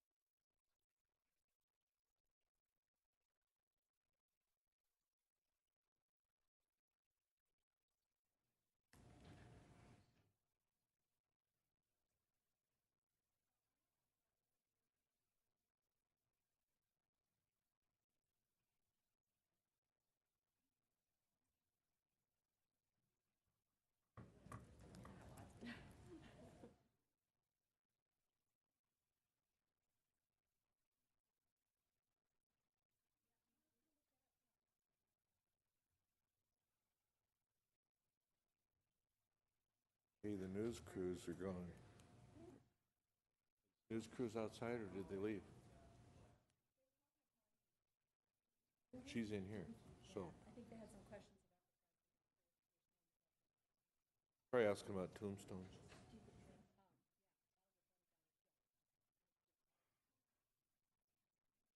I can vote no once in a while. Jeff,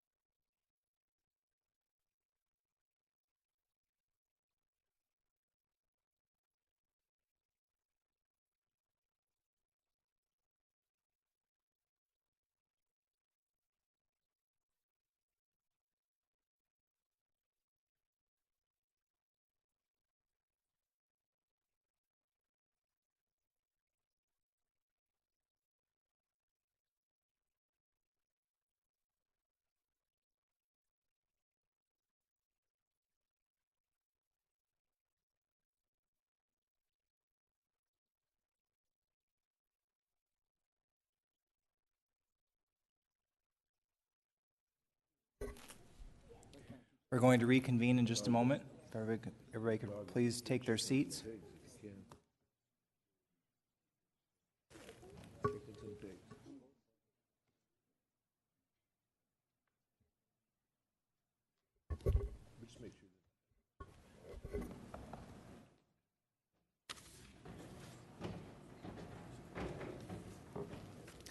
We are back in session, and I'd like to float this as a process idea for the council, and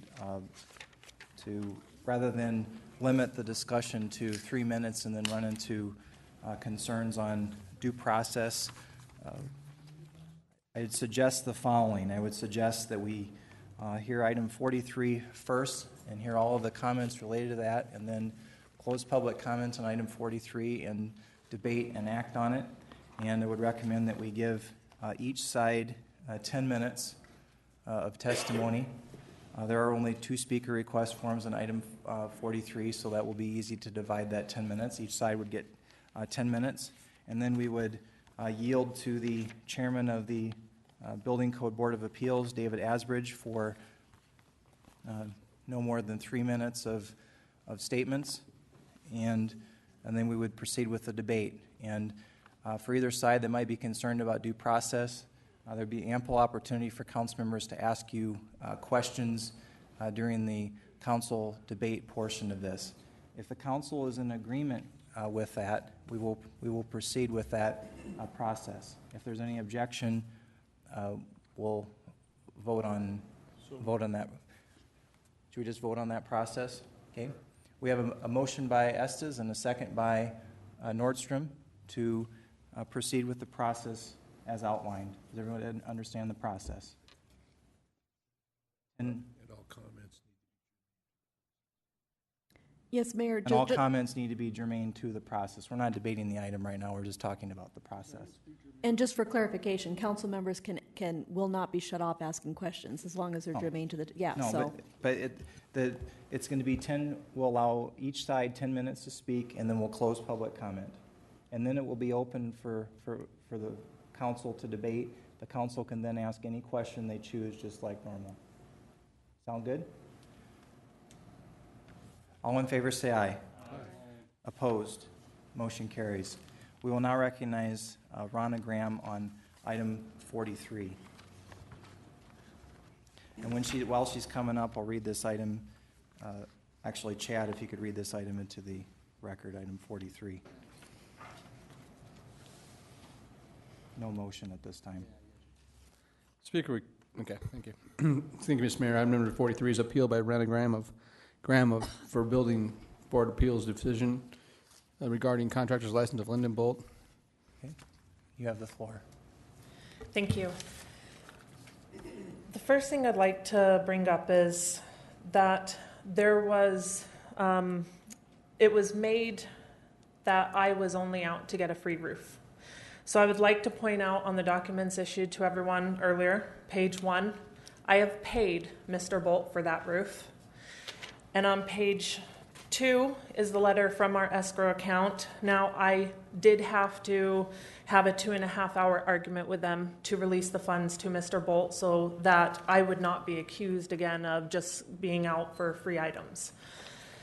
On page 3 is... Sorry, skip 3 and 4. On page 5 is actually another contract. My roof is leaking. I do have to get the roof fixed. That was one of the reasons they agreed to pay this. I have arranged for a contractor to come out September 15th to actually replace my roof and everything else that was not done before. So I have now actually paid for 2 roofs, not just one. And the documents from 7 to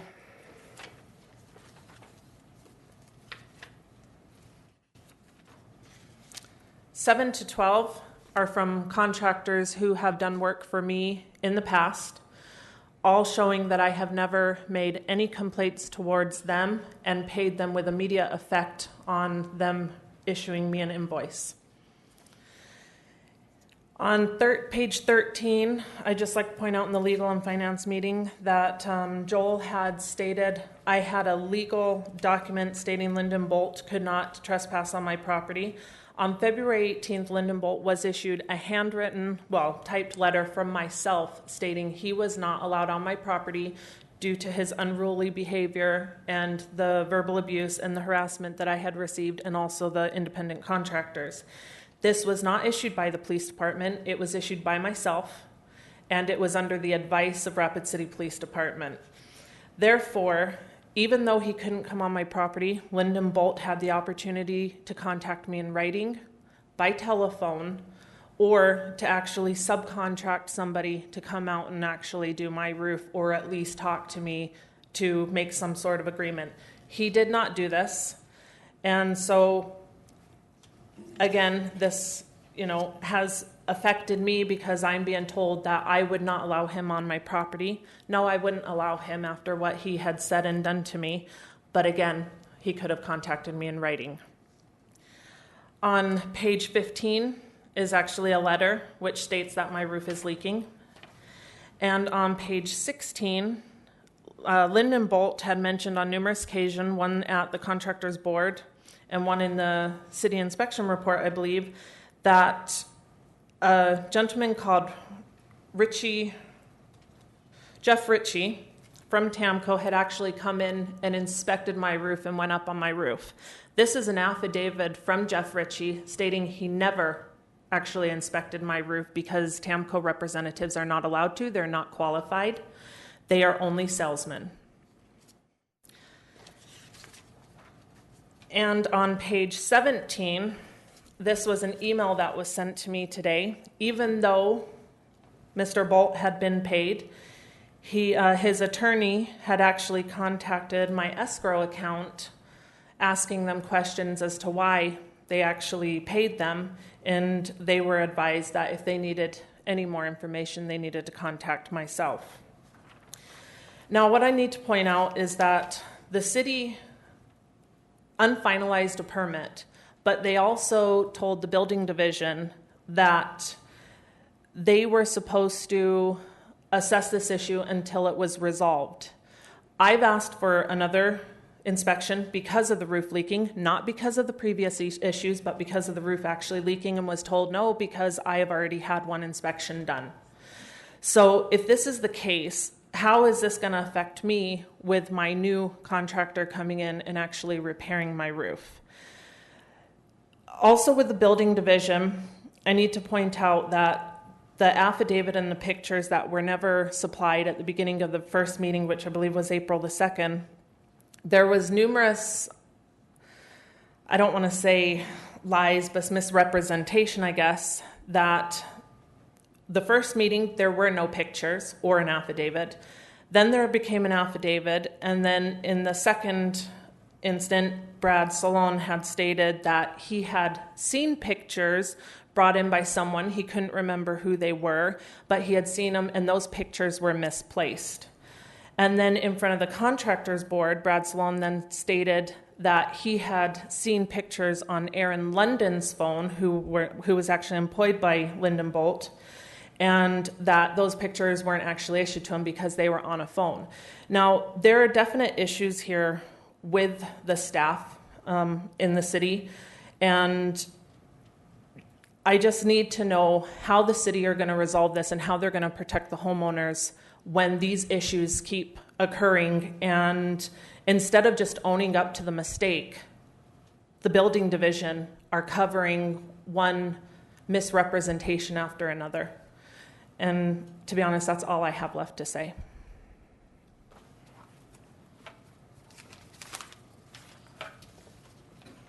Thank you. We will now recognize Brad Lee, the attorney for Bolt Companies.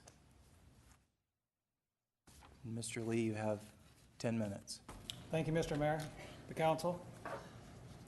I believe that in the written submissions that we've sent to the council, we've adequately addressed all of the complaints that Mrs. Graham has raised. But I would like to talk to you about a few of them she's raised, just so we can address some of the credibility issues that have been raised in this case. one of the overriding themes at the beginning of these complaints by Mrs. Graham is that Lindenbolt would not fix the problems after he installed the roof. The roof was installed on October 13th. She claims there was no response by Lindenbolt afterwards to her concerns regarding problems with the roof. But that's not true. Shortly afterwards, she called with complaints about some shingles that had flipped off from a windstorm. A Bolt Construction employee went down there immediately, put the shingles down, made sure they were okay, and left. She then had some complaints regarding some invoicing issues. And what the issue there was is that she didn't have all of her gutters replaced when she had her roof redone. She just had some of them done. There was a bookwork error where the bookkeepers thought all the estimate was done. That was fixed too. And not only that, is that you can see on the invoice where Bolt Construction, I mean, not only did they fix these problems, but they went in and they installed a handrail for her for free. 2 hours of work, they didn't charge her anything for it. They also gave her $250 discount in Bolt bucks to reduce her invoice even more. So I submit to you that this is not a situation where a contractor installed the roof, took the money and run, because you know why? She never paid him. For almost 11 months, he didn't receive any money from this job. As a contractor, you want to do everything you can to help your customers so you can get the money, and that's what Mr. Bolt was trying to do. The other complaint that was being raised by Ms. Graham throughout this matter is that because of this poor roof, she doesn't have a warranty on her home anymore. And because she didn't have a warranty, she was concerned it wasn't getting fixed. And if she didn't have a warranty, the bank wasn't going to release the funds, so she couldn't pay him. Here's the letter from TAMCO regarding her warranty. This letter is to confirm that the TAMCO limited warranty printed on your wrapper at the time of your TAMCO shingles purchase remains in full force and effect. Please review the limited warranty for full details. That's dated February 21st, 2014. For 6 months now, she's been claiming that she doesn't have a warranty on her home when this letter was sent directly to her. And another issue that she raised in her August 13th appeal letter, she said, I've made every attempt to give this contractor the chance to resolve these issues.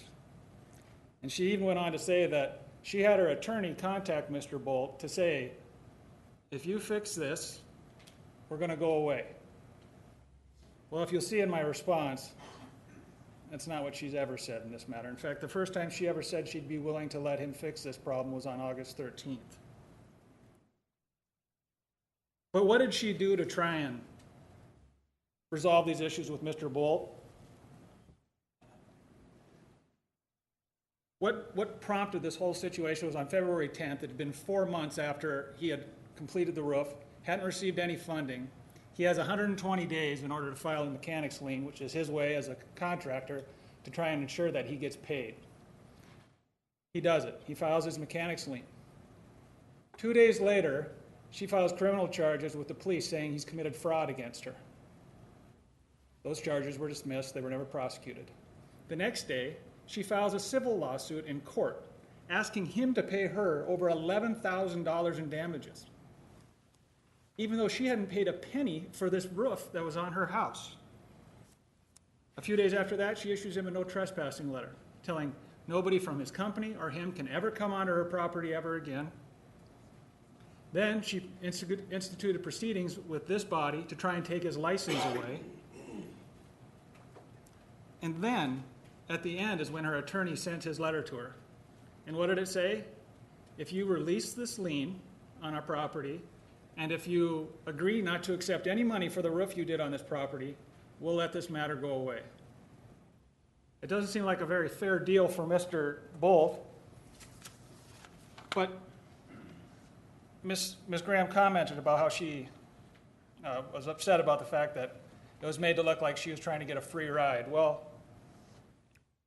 according to Sue Fox from the police department, when she did her investigation,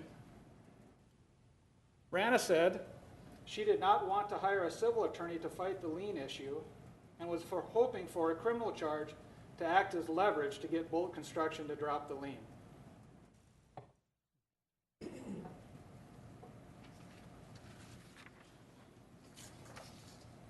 And then today, my client receives a check for the proceeds.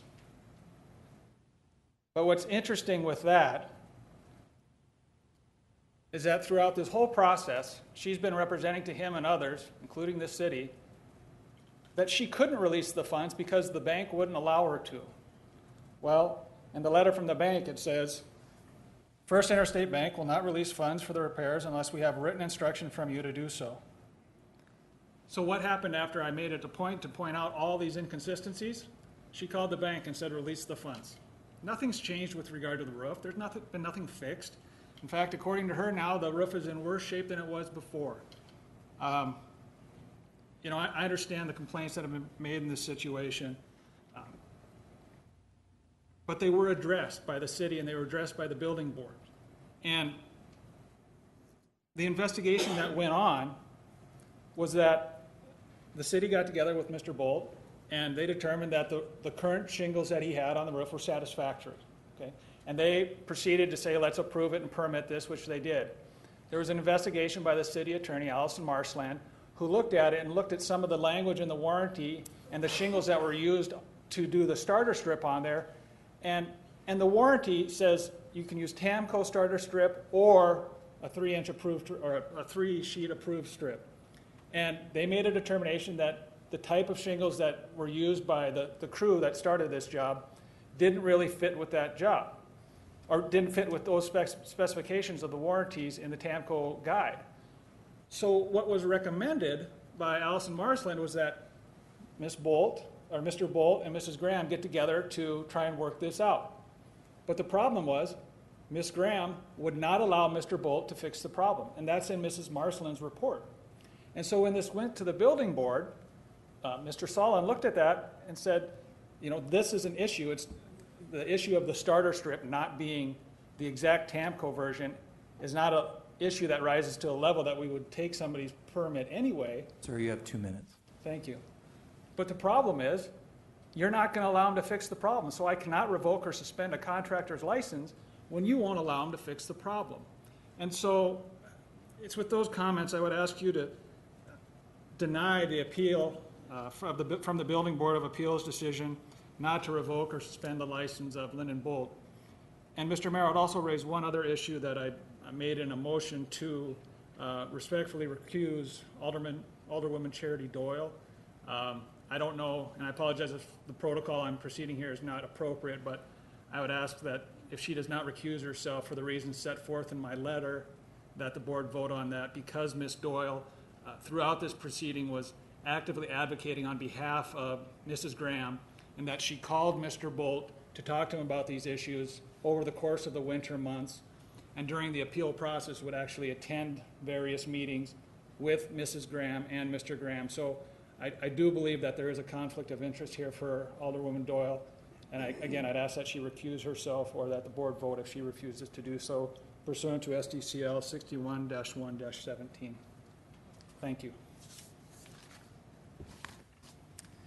Thank you. We'll now recognize the chairman of our Building Code Board of Appeals, David Asbridge.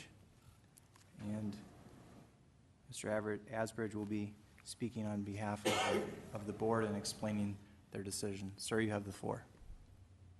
Thank you, Mayor. Council, ladies and gentlemen, I am David Asbridge, and I am the chairman of the Rapid City Building Board of Appeals.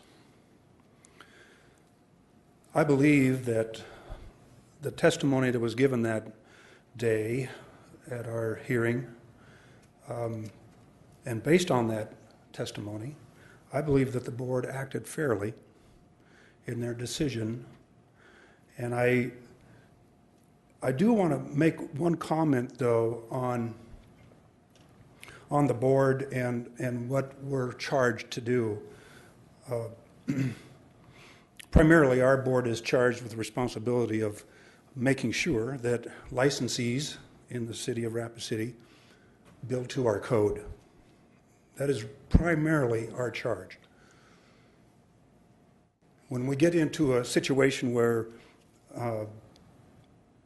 it goes beyond code. It is very difficult for us as a board to make a decision on revocation or suspension of a license based on whether or not they did the work properly. You know, we always seek our decisions based on was there a code violation, what was the code violation, and does it stand the test of a revocation or a suspension of a license. So I believe that, again, the testimony that was given by both sides and the decision of our board was fair. Thank you. Thank you. Public comment is now closed for item 43. Chad Lewis, if you could read this into the record for us one more time, and then you're welcome to offer a motion or yield the floor. Thank you, Mr. Mayor. Item number 43 is appeal by Raina Graham of Building Board Appeals decision regarding contractor's license of Linden Bolt. Motion is to deny. The motion is to deny the appeal, and we have a second by John Roberts. Any discussion on item 43? Any discussion? Ron Weifenbach. Thank you, Mr. Mayor. I learned a lot about some of the process, and I appreciate Mr. Asbridge coming forward today and telling us his concerns about the process. Any way that you look at this, I don't think anybody wins in the whole situation. I think that at this point, workmanship, in my mind, has never been of question, and unfortunately, character hasn't really been in question to me either. So it's unfortunate that we had to take that road, and there's other supporting information on this document that I hope can get cleared up by somebody at some point, understanding that suspending someone's license is a pretty big deal. And I think that the only thing that the appeals group can do is either recommend a suspension or not recommend a suspension. Trying to work things out in the middle is always a good way and a good avenue and a good approach to take. But I think that also going forward, I think that some of the reasons that the building permits were put in place was to assure that contractors met the minimum code on a roof. Back in 2011, I think, is when it first came to our attention that there was no building permits that were required, period. You just go out and build a house and put a roof on, and if you did it wrong, guess what? They make you tear it off. And I sat right here because there was a gentleman that put 2 layers of shingles on his roof. And I said, this is crazy. I said that this guy would be required to tear off his roof because he had 2 layers of shingles on it. So the conversation started. The process went into place with the building permits. There was some bantering back and forth, and it's a good thing that happens. There was some communication with the contractors. There was communication with the citizens. There was communication with the council, and we came up with the building permit process. I think when a citizen hires a contractor in the town and they got to have a building permit, they come forward and they have a little bit of reassurance. And I think that the contractors would agree to this. I think that's one of the reasons they put the Building Code of Appeals together, is that there's a little bit of assurance that that thing is built to code. Okay? So I've been digging back and forth on this he said, she said stuff. Doesn't matter to me. The facts what matter is, was there code violations? How did it all take place? What happened? You know, one of the things that when a building permit is in this process, one of the things that they're challenged with, and I think that the city staff and maybe the council both said, you know what, this is pretty stringent if somebody has to build a house, the roof, if they have to do a roof on a weekend or whatever.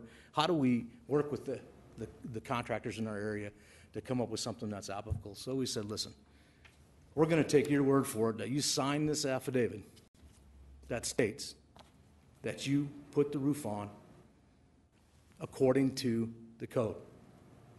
The code states that the roof is put on according to the manufacturer's specifications. I've done a little bit of research on that, on manufacturer's specifications when it comes to shingles. Shingle companies make different specifications for their own shingles, for different styles of their own shingles. One may require a starter strip, as mentioned. One may not require a starter strip, the same company with a different set of shingles. They're all different. So there is a limited expectation from the homeowner that states that that has been met. I don't know how part of this process all took place. There was, my understanding is that the roof was put on Sunday. The following Wednesday, the building permit was pulled. Okay. My understanding of reading the information, with getting through all the other things that to me may be a workmanship or whatever, I can't imagine that we could tell our staff to go out there and look at everything on workmanship of anybody's building. It's all different. The fact of the matter is, was the code met or not? Has there been a code violation? And I guess that's where, Mr. Hasbridge comes in today and says, this doesn't rise to the occasion of a suspension. But does it rise to another occasion? We have a person who pulled a permit and said that the shingles were put on according to the manufacturer's specification. We heard tonight from his lawyer that they weren't. You got a whole other question. I don't think there's any, the problem is, I think part of it is there's a gray area in there. Not understanding, and also understanding that one of the important things is how many times has this happened in the past? Is this a habitual thing? I think that there needs to be a process in place that looks at this and says, is this, I honestly don't think that suspending Mr. Bolt's license tonight would help Rana in her case. I think her roof leaks again now. It's not that old. There's multiple reasons why the roof could virtually leak. Unfortunately, the two of them have had back and forth that their relationship is dissolved tonight. There's a little bit of a feeling there that can't be worked out, and understanding that Rana has, there's reasons that she took, and people know the reasons that she took tonight to pay the liens, and those things are sensible. We won't get into that, but I feel bad that's coming down to a character assassination, and understanding, I think, the bottom line is, was the roof put on in accordance to manufacturer specifications? It wasn't. That's not in question. That was my only question and answer here. But do I think this rose to the point of suspending Mr. Bolt's license? No. I think that there needs to be some step in place that says, yeah, this happened. He signed this affidavit, said it was. It's not. I'm not a builder. I'm not a shingler. I'm not a building inspector, but I know what I read, and I know what the facts were found, and I think that nobody's disagreeing with those two items. So I'm not sure how we proceed with this, because I don't think that there's not going to be an equitable solution. I think the only thing that's going to happen is in the court of law, that they handle that. I don't think that we have the ability to do that here. So that's basically what I had to say. And I want to make sure that everybody understands those are the facts as I see them, or I've seen them, that I've read. So thank you. Thank you, Alderman Weifenbach. We'll go to Alderwoman Amanda Scott. Thank you, Mayor. May I address a question to Joel Ledeen, please? You may. Joel, I just want you to correct me if I'm incorrect in my interpretation of conflict of interest, and for the clarification of the public out there. The city council representatives are different than volunteers who serve on boards. Volunteers who serve on boards, Civic Center Board, Board of Appeals, Planning Commission, they do have a conflict of interest if they meet with parties in a conflict that is going to come before them for a vote. The difference, from my understanding, is that city council representatives are voted into office and we represent the people. We do visit with individuals without both sides being present. We do advocate for the people we represent.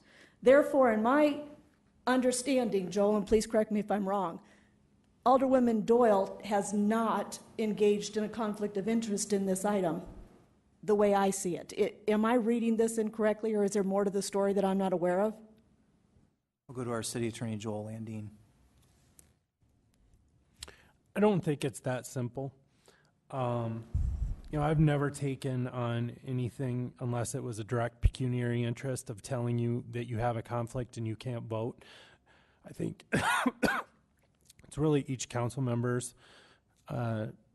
decision whether or not they have a conflict of interest and need to vote on it. Now, there are certainly some things, like anything in the law, there's generally a spectrum. When you're very close to the edge of where it's very clear that it's violating a clear rule or law, I'm going to let you know, and I'm going to do it more forcefully than I would in another situation. You know, what I will say is that to just discount that there's any conflict here, I've watched it. Obviously, Alderman Doyle has acted as an advocate at some of the hearings and things for this person.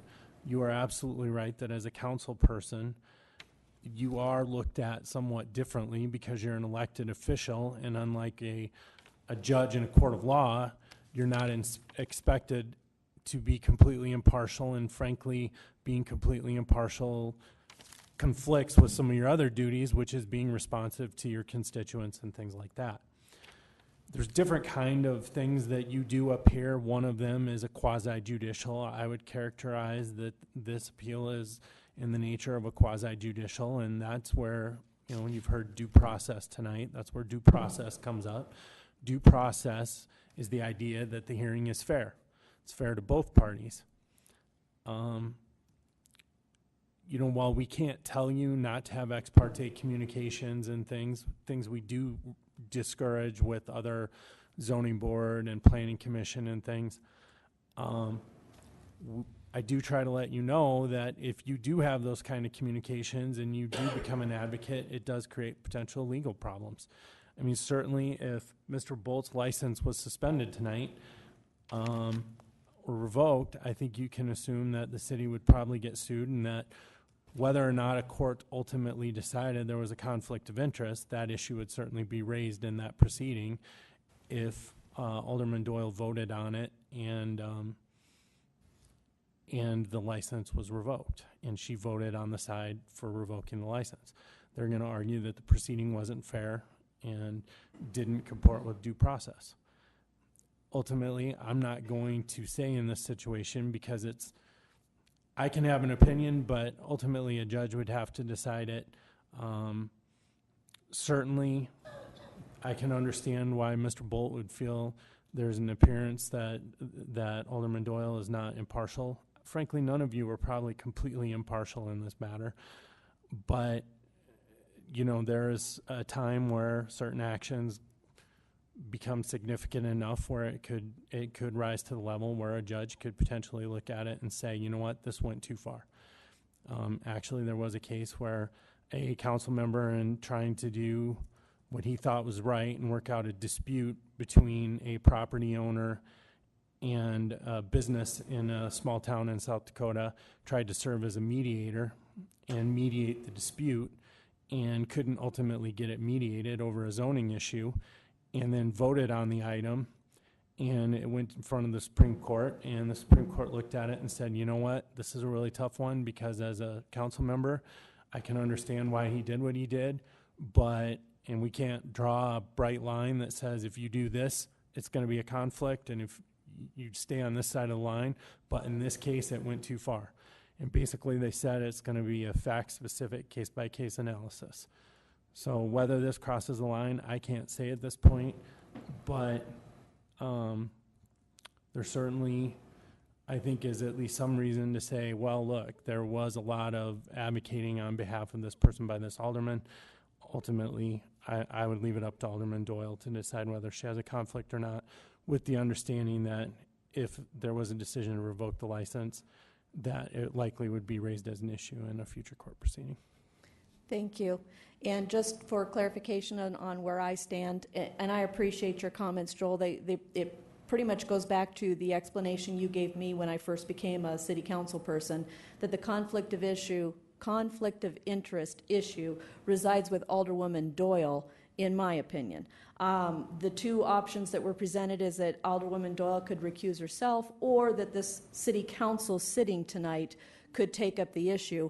I do not see where the city council has any clear definition that Alderwoman Doyle has a conflict of interest, and I think only she can answer that question. I do know that we all have some side conversations occasionally on this issue itself. I can honestly tell you Alderwoman Doyle's any comments that she's made to me have not carried any other weight besides the facts presented. So, thank you. I yield the floor. Thank you. Alderman Richie Nordstrom. Thank you, Mayor. If I may ask a question of City Attorney, Assistant City Attorney Allison Marsland. You may.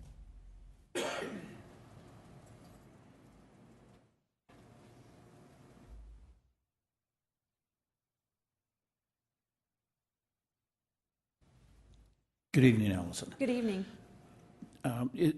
In light of all the information that's come forward here now, and to me, some of this came forward as new information, is there any point within your report that you would like to modify?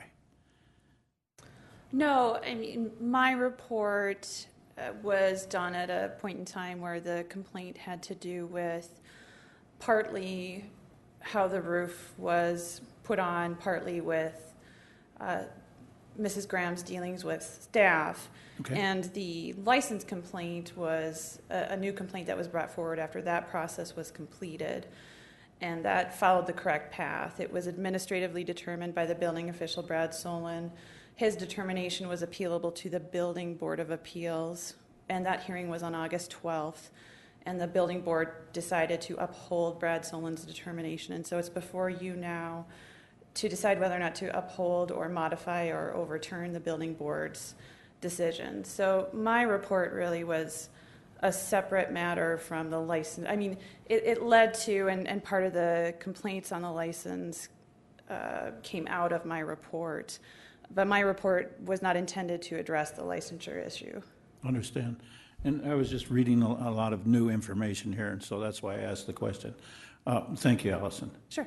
And one of the other issues that comes up for me is, Mr. Abridge, I just want to be clear that you're not in favor of suspending the license. Is that correct? The board's decision was. David, if you could come to the, Mr. Chairman, if you could come to the microphone, please. State your name. Thank you, Mr. Abridge. I'm David Asbridge, the chairman of the Building Board of Appeals. The board, through their action, decided that it was not was not justified to suspend or revoke. And if I understood your determination as well, part of your ruling was that the company in question, the Bolt company, should have had the opportunity to come back and do some corrections? I believe my comment during that hearing was that it seemed to me like that was should be an avenue that the contractor should have the ability to do the repair. Thank you, Mr. Abridge. Appreciate your comments. If I may ask a question of Joel Landine next. Joel, the determination now with the council is that we can do, as suggested, is suspend the license, repeal the license. Am I stating that correctly? What was the, I don't have the item right in front of me. Motion on the floor is to deny the appeal. Right. And but I uphold think the decision. board had the power to suspend or revoke the license, and they chose not to do either. I would say that you have the ability then, much like the board, and you sit in the place of the board now, to either suspend or revoke the license. If I may ask another question of Mr. Landine, we don't have any authority in having the two parties make an agreement so that the contractor can come on to that site and actually do the repairs. We don't have that authority, correct? No, I mean, if they wanted to do that, I don't see how you would act as a mediator between them. And frankly, at this point, the relationship does, as Alderman Weifenbach pointed out, appear to be deteriorating to the point where I don't know that either party would be interested in that. I mean, at this point, would Ms. Graham want Lyndon Bolt up on the roof? Probably not. Would Mr. Bolt want to go over and correct any deficiencies on the roof? No, probably not. So I think that kind of goes beyond the scope of where your powers lie, yes. Agreed. Thank you. And one final comment is that I don't believe in my own judgment that Alderwoman Doyle needs to recuse herself either. And I'll still make a decision as to what the final outcome of this appeal decision will be. Yield the floor. Thank you, Alderman Nordstrom. We'll go to Alderwoman Charity Doyle. Thank you, Mr. Mayor. I think there's a lot of assumptions going on around here, and I just love it when these things come up and the questions haven't been asked. So hopefully I can lend some clarity to this discussion.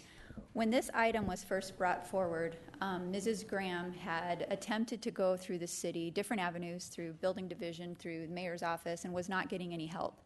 She finally came to me and said, I don't know what I'm doing wrong. I need help navigating this process.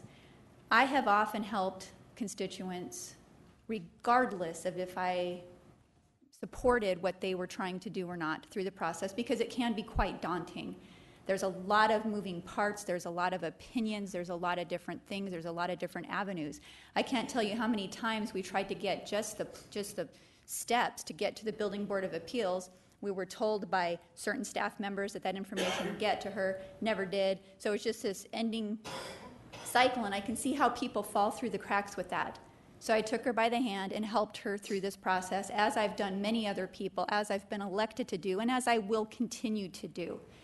Now, when this was first brought forward, what was interesting is Mrs. Graham never mentioned the contractor by name, ever. She wasn't even concerned or arguing about the fact that she had a substandard, in her opinion, roof put on.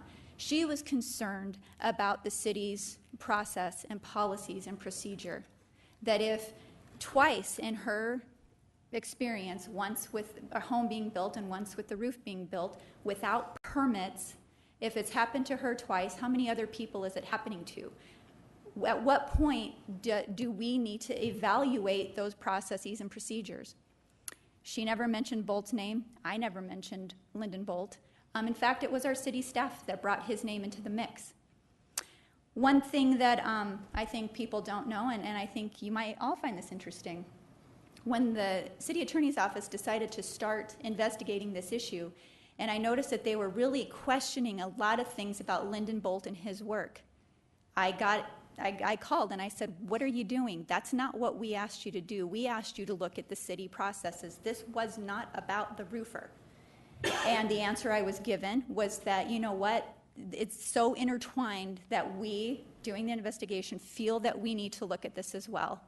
So I was not picking sides. And I really take exception to that accusation, advocating for anybody. Like has been said up here, when people ask me for the information I have, I've given it to them. Facts are facts and they speak for themselves, but I do have to, raise an eyebrow at this deflection tactic. So I mean, if we're gonna go down this road of demanding abstention for helping a constituent, then you know what, let's take it to the extreme. I walk on city sidewalks. Well, I'm gonna have to abstain from that too. I drive on city streets, better abstain. Police department cars tonight, I probably should have abstained from that because who knows, my husband might be driving one. Alderman Roberts, for instance, not picking on you, but he was at the Building Board of Appeals sitting next to Mr. Bolt. Should he have to abstain? We have a couple of contractors up here. Should they have to abstain? I mean, I think this has gotten a little bit ridiculous. And like I said before, I have helped and I will continue to help people who come to me no matter whether I agree with their challenges or not. This is an extremely daunting process. I've stood up there before I was on this council addressing the council, and it's scary. It is not an easy thing to do. And with this whole thing, we've had all kinds of confusing, convoluted information. We've had information disappear from the file. We've had all kinds of things. What is a constituent or person going through this process to think they need some help navigating this process? And you know what? There's no point for any of us to be up here if we can't help people through these processes when they have challenges with the city. And it's up to us to protect the public. It's up to us to take a look at these situations objectively as possible, look at the facts and figure out where we're letting the people down. Where can we plug some holes up and figure this thing out? And so, when this investigation was done, it was never supposed to be into Lyndon Bolt and his work, ever. Not at any point. It worked out that way, and there was nothing we could do about it. I made my concerns known, and I'm making them known now. So I will not be abstaining from this vote because, I just feel that that's what I was put here to do, and I will do it for anybody. And I've helped people in my ward, and I've helped them with things that I just think, really aren't my cup of tea, but it's important to them. And it's not for me to judge what they should be concerned about, what they should be advocating about. In fact, I remember getting raked over the coals for helping a constituent wanting to know how much the mayor spends on note cards. I didn't care, but he certainly cared.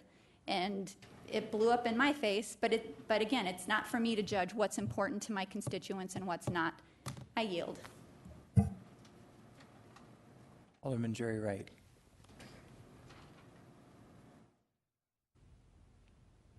I just want to say I fully expect Alderperson Doyle to vote, and I was involved with some of the early discussions with her constituent, Raina, and what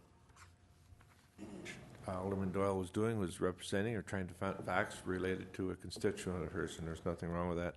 I fully expect her to vote, and I support that. Anything else would be unfair. Thank you. Alderman Brad Estes. Thank you, Mr. Mayor. Part of me wants to go back to the very beginning of this project when the first starter strip was put on, but I won't do that. We're here tonight to talk about the appeal, and I think that when I look at the work Alderman Doyle's done on this, I think her ward is. I don't always agree with her, but I think her ward is very lucky to have her and do the work that she does for them, and I fully expect her to vote tonight. Thank you. Weifenbach. Thank you, Mr. Mayor, and I appreciate Alderman Estes's position on Alderman Doyle, because I sit up here and I advocate for many people in my ward. I advocate, that's what my job is, and if you look it up, the definition of our job, and sometimes obviously, Mr. Bolt has felt it necessary to hire an attorney to navigate the system. You can see as we carry on and we've been through these appeals processes, Rana Graham has been through one appeal, one time, spent 5 minutes at the board. One of the questions I have, because I keep going back, and I've already told you my position on it, but I have a question for, the warranty on the letter. That's the first I've seen of it. I've been going back through all my notes here. I don't see anything of it, and I wish, Mr. Mayor, that I could get the date that was on that letter, because I didn't see anything about any warranty that the manufacturer had provided a warranty for this, and I don't know what the date on the letter is. I guess that's my biggest concern. If you'd come up, please, and give Alderman Weifenbach the date of the letter.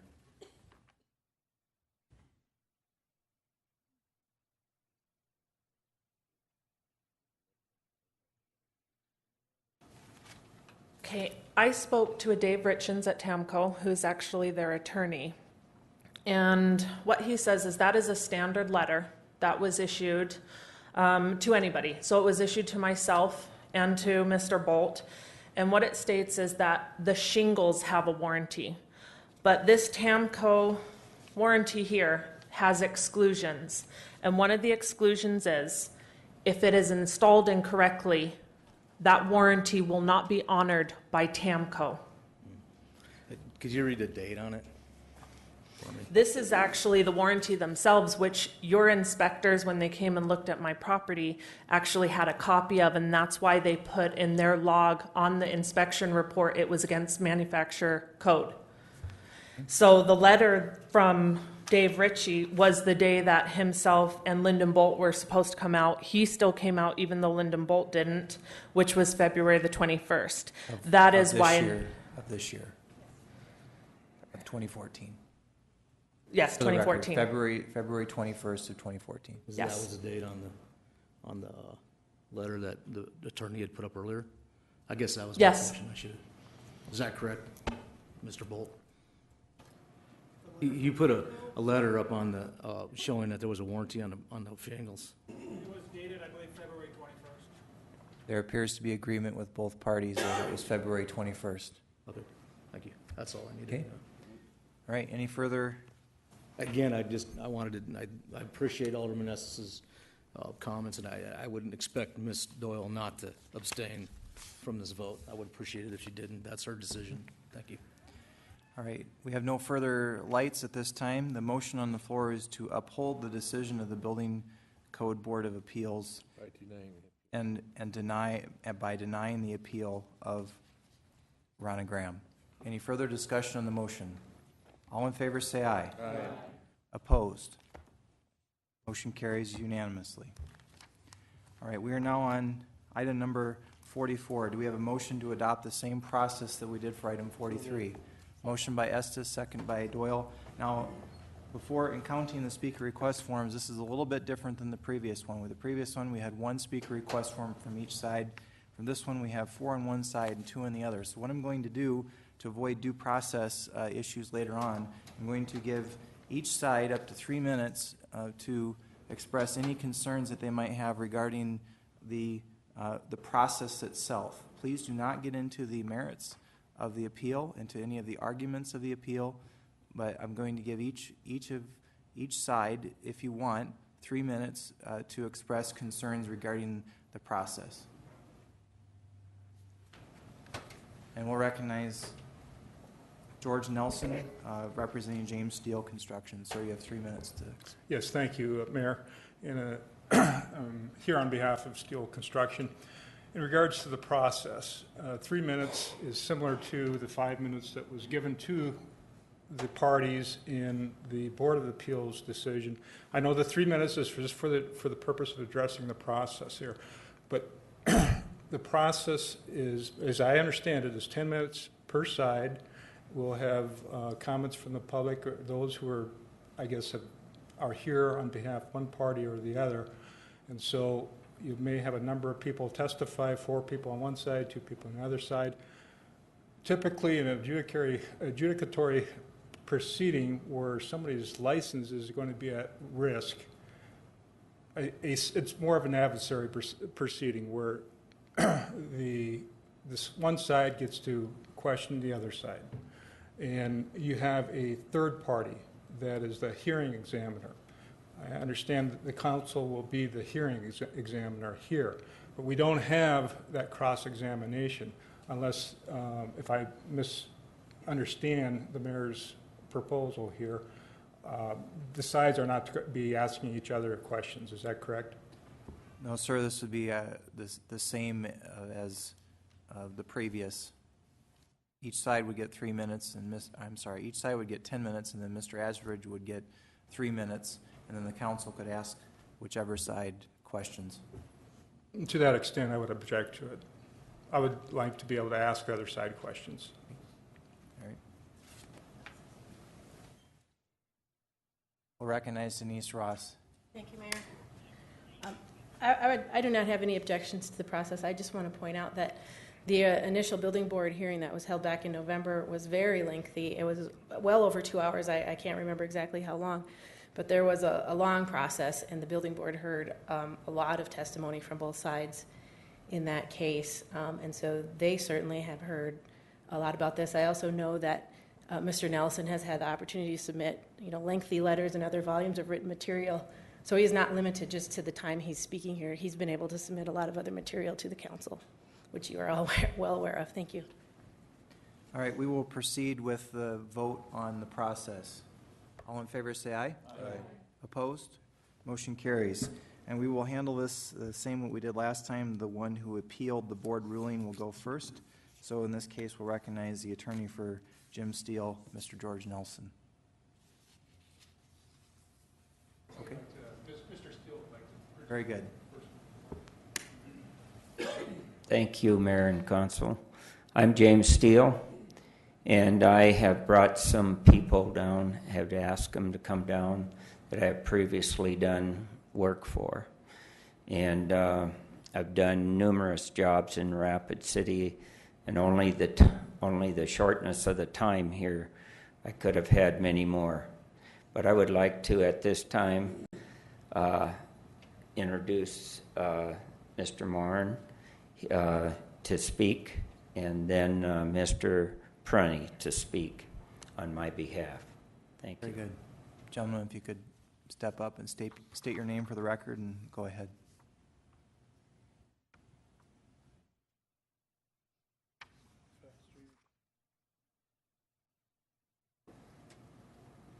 I'm Lauren Murrin. I live at 6555 Wellington Court. I had a project having to do with a flood. Believe it or not, we had a flood up there at Wellington Court. And I needed to find a contractor to finish the existing work that the general couldn't. I looked into the background of Mr. Steele. He has a good reputation as far as I could determine. He's been, since I'm new up there, found that he was well regarded. He gave me a bid. The quality of the materials were excellent. The job was performed very well. I use him again. He gave me a bill. It corresponded to the bid. I paid the bill. I'm a happy customer, and I think I'd be a good reference for him because I did do due diligence to get my work done. Thank you. Who is next? Okay, come on up and state your name for the record, please. My name is Michael Prunty, Prunty, and I'm here with my wife, Adrienne Prunty, and we've been asked to speak on behalf of James Steele and James Steele Construction. Just to give you a quick background with James Steele, we were living out in the suburb of Chicago back in 2000, 2001, and thinking about building a home out here in Black Hills. We endeavored to find a contractor and took a recommendation from my aunt and uncle, the Burgesses, who resided out on Sheridan Lake Road, that James Steele and his father originally worked on their home, and we were both impressed with the quality of the home that was constructed for them. We got a hold of Jim Steele probably in 2001, and we endeavored to put together the plans and working between Interstate, trying to formulate the house we wanted to build, which means that number one, he had to have the knowledge, he had to have the integrity, and he had to have the professionalism to act and communicate with us either over the phone, in person, or by photographs in order to launch the construction of this home. We eventually did choose James Steele Construction to put together our house, and it was finished in August of 2002. Since that time, we've had several occasions that we might want to make home improvements, or we had hail damage, which we learned very quickly about. And we've always gone, like any other homeowner, that maybe we should be taking multiple bids. Well, we considered this, and we've gotten multiple bids on other home improvement or other damage to our home, and we've always gone back to the same person. It's not always a matter of money. It's a matter of integrity. It's a matter of the professionalism. It's a matter of the workmanship on the home. And we've always gone and decided, you know what, we need to set those other bids aside and let's go back with James Steele and his construction firm. And anytime we ever had a concern, anytime we ever had a question, he'd be the first person to call, or Representative Jamie Steele, in order to get it rectified or get a clarification that we understood to make sure that the quality was being maintained in our home. And that would include either him addressing subcontractors or him addressing or being out there on site himself, making and overseeing the supervision of the contractors that were there working on our home to our satisfaction. Any problems we feel that would arise, we feel we can go directly to him, and we can get the right answers, we can get truthful answers, and they'll be addressed according to us as homeowners and our needs. So, thank you for your time, Council and Mayor. Thank you. Mr. Nelson, the floor is yours. Thank you. This matters before the council as a result of the Board of Appeals suspending my client's license, contractor's license, based upon some findings that it made in November 12, 2013. At that Board of Appeals hearing or meeting, I would rather categorize it as a meeting, because there was no notice, no written notice to my client specifically what ordinances he had been allegedly, he had not complied with. In fact, up to that point, all he had was this March 1st approval permit from the building office of building inspector. So as to what would he be not in compliance with, he had no knowledge of, other than a letter from Mr. Sloan indicating that there was a complaint submitted from Denise Ross and Mr. Larson about the re-roofing that was completed back in February. He received a letter from Mr. Sloan, I believe it was October, asking for his responses to 3 different questions. And all this information is in your packet. It's on the website. It's been out there for a while. And but the point is that not until August 21st did my client ever receive specifically what code violations there were that came out of the November 12th meeting. Now, Ms. Cushman, in a response to a letter that I had sent, said that there was a section that was specifically addressed and identified at the November 12th meeting. But getting to due process here, we start with the idea, what is this an appeal from? Was this an appeal from the permit that was an approval of the re-roofing that was done in this written document dated March 1st of 2013? Is this an appeal from that decision made by the city staff, approving the re-roofing of the house that's at issue here? I don't know.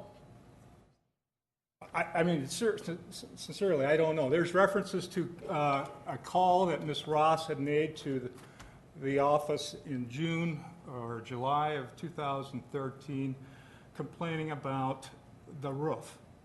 And then all of a sudden, my client gets this letter in October stating that he's on this meeting agenda for the Board of Appeals, and there's a question about him being in compliance with the code. Well, the meeting gets held November 12th. It may have been a long meeting. I wasn't there. My client, again, did not have any written notice that his license was going to be in jeopardy. He did not receive any written notices to what laws he had violated. So he shows up, he provides a written response in anticipation of the meeting anyway. And in that written response, he provides evidence that the manufacturer of the shingles confirmed the warranty. The warranty still is in effect, despite the accusations made by Ms. Ross, who does not like another civil proceeding that's pending right now that she disagrees with. It was inspected by GAF, the manufacturer, and the warranty for its installation was verified. So there's no issue on warranty here, unlike the previous case. In addition, the 3 issues of 3 complaints, the rulings made by the board were over-nailing, no replacement of flashing, and the failure to remove the felt paper. Well, my client went pursuant to the written materials provided by the city as to how do you re-roof a house. Tar paper was put over the old paper, so you have a double layer of underlayment. You have flashing that was put over old flashing. There was no need to take the flashing off. It's not required. The point that I think that, or the issue that the Board of Appeals got stuck on was this language about you must remove roofing materials. Well, you remove the old shingles. And that's what my client did. He didn't shingle over old shingles. He removed the old shingles. And so then the issue was, well, there are a number of over nails. It was over nailed. You have one or two pictures, I believe, submitted by Ms. Ross and Mr. Larson, supposedly evidencing this over nailing. The purpose of nails, as I stated to the Legal and Finance Committee, is to make sure the shingles stay on the house. All right? The minimum requirement is 4 nails per shingle. My client did 6. All right? You have not heard one complaint from Ms. Ross or Mr. Larson, unless it comes up tonight, it'd be news to me, that a shingle has fallen off, or that water's leaking through the roof, or that there's some life safety issue here. There is none. Mr. Nelson, if you could wrap up your comments. All right, thank you. Mr. Sloan had indicated there is no life safety issue here. Your own employee, in reviewing this matter, in writing, in his recommendation to the Board of Appeals, stated that. Despite that, my client's license has been suspended. And I've asked that this council rectify that situation, reinstate it. Thank you. Thank you. We will now go to Denise Ross and David Larson, and you have 10 minutes, whichever one of you would like to come up first. Or you're both welcome to come up. My name is, excuse me, my name is David Larson, and this is my wife Denise Ross. We're homeowners. I too thought Jim Steele was a really nice guy when I met him. We had a lot of conversations. We talked about the different ways that we wanted to do the work.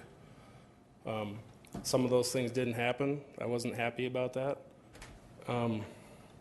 So anyway, we're here because we did have code violations. The Board of Appeals did find code violations.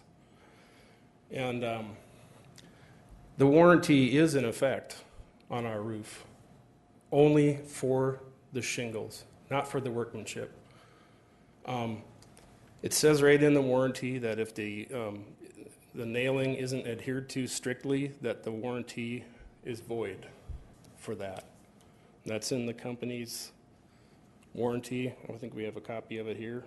It's pretty standard. I think all shingle manufacturers have that warranty. They'll warranty the shingles against manufacturer's defects, but they won't warranty any workmanship issues if you're not strictly adhered to nailing them in appropriately according to the manufacturer's instructions. So can we get the projector up? I just want to point out that there are many overdriven nails in our roof. And I probably have 100 and some photographs that have overdriven nails, and I didn't spend a whole lot of time to find these. And maybe if you can't see them very good on this projector, maybe we should just pass them around to the council members. So I'm kind of off track here. You know, the Board of Appeals did find that there were ordinance violations, and I guess if you were an electrician or a plumber and you were found in violation, you'd have to fix those problems. I was in construction for 17 years, and we made mistakes, and we fixed those mistakes. We didn't file a lien on somebody and then turn around and file a lawsuit against them. We fixed the problem. We worked it out. My dad was a contractor for 15 years. He was never involved in one lawsuit. They had problems. They worked it out. I think Mr. Steele's answer is, in our circumstances, is that he didn't want to, I don't know if he didn't want to believe that we had problems or what, but his action was to just go ahead and file a lien and then file a lawsuit against us. So I guess I'll go back to to talk about the fasteners there. It says in the manufacturer's instructions that you're not supposed to drive the nail below the granules. This is what I had a major issue with, and this is why we started down this path of, why I was talking to Jim about, look, I'm not happy with the work. It's done wrong. So I went down to the city to look and to see if Jim got a building permit to do some skylights in our roof. When I was there, they said that they didn't know if he needed a permit for that part or not, but they said that there were other violations there. So we pursued those 4 violations of code, and the building board found that there were 3 violations of code. And so here we are today. And, Mr. Steele might do good work elsewhere, but here I don't believe he did. And this is directly related to the code. You have anything you want to say? Yeah,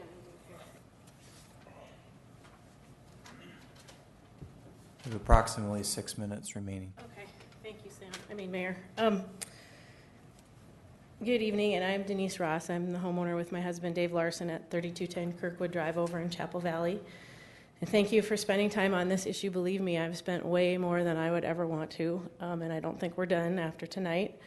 By now you know most of the story. You've seen the photographs. And I have just a few points I'd like to make. You all passed and discussed and voted on some ordinances earlier tonight, presumably with the intent that people would follow those ordinances. I think that that's the intent of all the ordinances that the City Council has passed over the years. And I don't know why that wouldn't be the case with our property. As I stated before, we had a lengthy and thorough hearing before Mr. Steele's peers on the Building Board of Appeals, and they found him in violation of city ordinances. Now, he didn't get his license suspended because he violated city ordinances. He got his license suspended because he's refused to correct those ordinance violations. At this point, the only obstacle between Jim Steele and his contractor's license is Jim Steele. He could come to our house tomorrow, correct these ordinance violations, get his license back, and we would all be done with this. I stand by for any questions that you have. I do want to show you one more document. This is a memo from the city, and it talks about, this went out to all the contractors, the need to inspect the roof decking when you're redoing a roof. Well, the only way you can do that is to remove the old felt and the old flashing. So this is another document from the city that the contractors are in possession of, and I believe it's on the homepage of the Black Hills Home Builders website as well.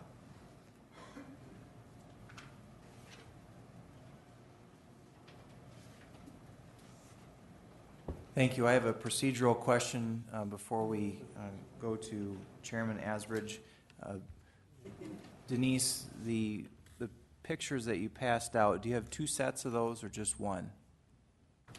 I'm sorry, we just brought one. I just kind of split them with Joel and gave him half. I can give you the rest if you'd like them all. If you would give us the set, then what we'll do is we'll scan it in.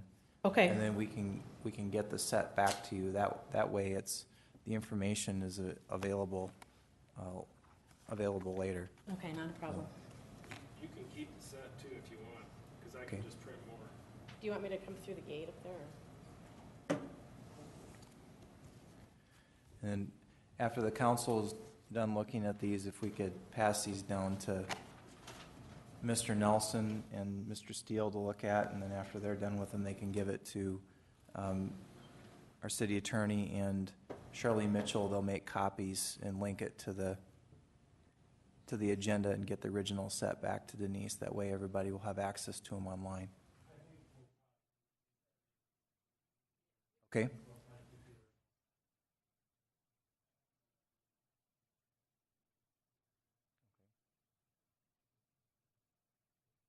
Okay. Very good. We'll now recognize the chairman of the Building Code Board of Appeals, Dave Asbridge. Sir, you have 3 minutes. Thank you, Mayor and Council. My name is David Asbridge. I'm the chairman of the Building Board of Appeals. Let me start by saying that our board is a fairly new board, and the ordinance is fairly new as well. Having said that, we have been in a very large learning curve, not only for the board, but the city attorney's office and the building inspection office as well. There's been, in this case, some things that have transpired that has caused, I think, the board to be totally frustrated, quite frankly, in that the July, I think it's the July meeting of our board where this, on the agenda was an appeal by Ms. Ross and Mr. Larson in regards to a letter that was issued by Mr. Salon stating that he was not going to revoke, suspend Mr. Steele's license. And it was, I mean, the meeting from start to finish was just a total debacle. There was arguing between an attorney and one of the board members. There was, it was totally unclear to the board what we were even meeting that day and hearing on this subject. Now, having said that, I believe in the end, in our August meeting, I think we were fair in our judgment that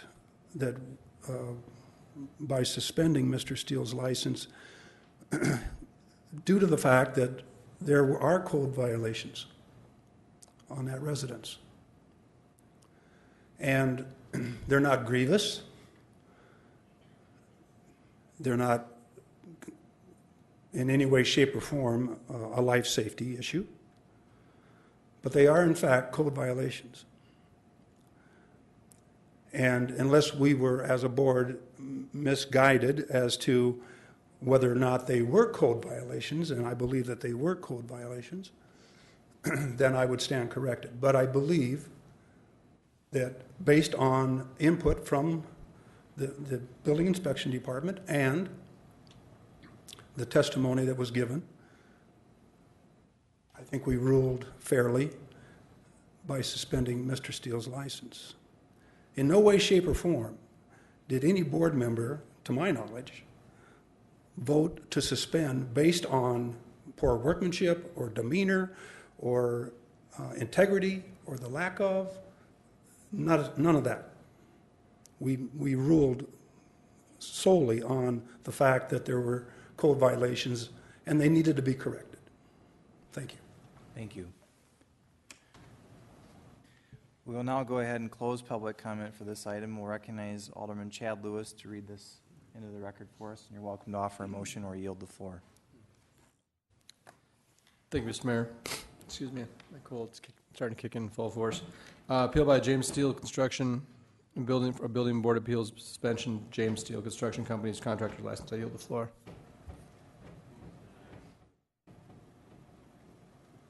We could clarify, so you're moving to deny the appeal and upholding the decision of the building code.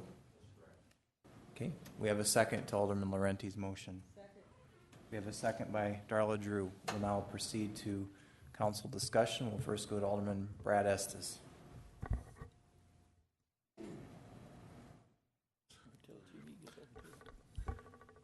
Thank you, Mr. Mayor. I'm not sure why I want to be the first one out of the gate on this one, but, you know, I just sit here and I grew up in the construction business. We used to own lumberyard, and I just think about that, and I think about the process that we have, you know. When you look at the pictures that were presented, obviously there's no manufacturer's recommendation that would say blow the nails through the shingles. But in our process, the way our system is set up, our inspectors don't get on the roofs. You know, if you're building a new house, and we're set up so that if it's a weekend, whether you're building a new house or re-roofing, you know, you can take pictures and sign an affidavit. So, but my son just had a new house, and you call and you have the paper inspected, and the only thing is that the bottom row is up to within 2 feet past the inside wall, has to be ice and water shield, and the rest of it's felt. And the inspectors look at it from the ground, and they you know, you can kind of tell what ice and water shield looks like versus felt, and you can kind of tell that they started, as long as they started at the bottom and worked their way to the top, that's about it. And then they come back once the shingles are done, and they don't get on the roof. We don't have ladders for our inspectors to get on the roof. We do not inspect workmanship. You know, I'm sit here and say, you know, we just inspect to make sure that it meets the minimums as far as code violations. But these code violations, you know, like Mr. Asbridge said, they weren't grievous. And if you're doing a re-roof, and I don't know what kind of weather, you know, the code says, well, it depends on how you interpret it. I think our building official think that when it says remove the existing roofing material, well, does that mean the felt and everything? And it does say that you should take all the stuff off because you want to do a visual inspection on the substrate. But if depending on what kind of weather's coming, you might want to leave that last layer of felt on. So that, you know, there's circumstances that could vary on each and every job. But my whole deal is that like the nailing and a lot of these things are the present, unless you want to change the present process that we have on inspecting roofs and the entire process and how we're going to do it, then you better be prepared, I mean, to significantly change the ordinance and equipping our guys and having them trained in fall protection and get them on roofs and all that kind of stuff to be able to follow this.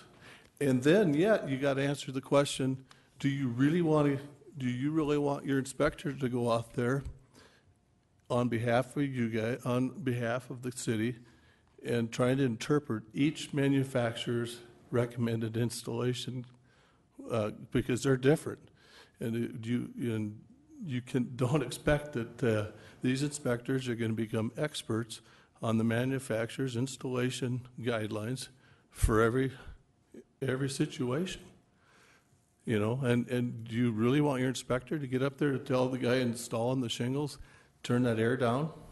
I mean, I feel bad, you know,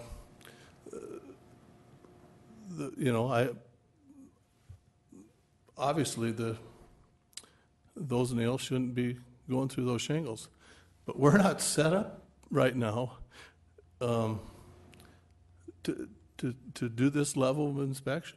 And I'm sitting here talking to you. I don't have the answer.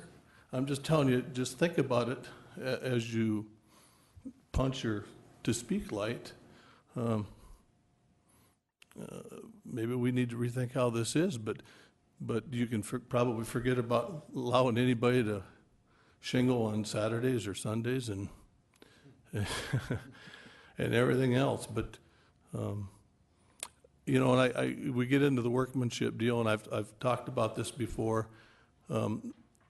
This isn't a calf show. We don't give out purple ribbons. It's just, you know, you can have 3 houses, and you can go in and inspect the framing, you can inspect the electrical, and you can inspect the plumbing, and we'll all have different opinions as to the workmanship or the craftsmanship. But the bottom line is all we care is that it meets the basic tenets of the code, and that we're not there to judge overachievers or what, you know. We also got to remember, we don't know what the agreement is between the Larsons and Mr. Steele.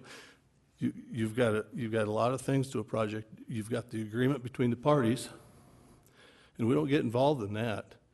All we care is that the portion we get involved in is that any of the work that requires our inspections, that it meets just the basics and the minimum of the code. With that, I'll yield the floor. Thank you, Mr. Mayor. Thank you. We'll go to Alderwoman Charity Doyle. Thank you, Mr. Mayor. I have a question for Mr. Asbridge, if I may. Sure.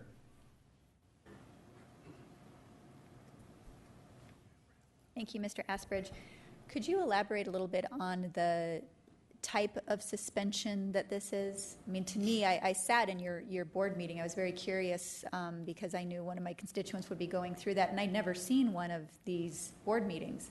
So I went in to kind of take a look at the process and the procedure, and it was very interesting, very informal.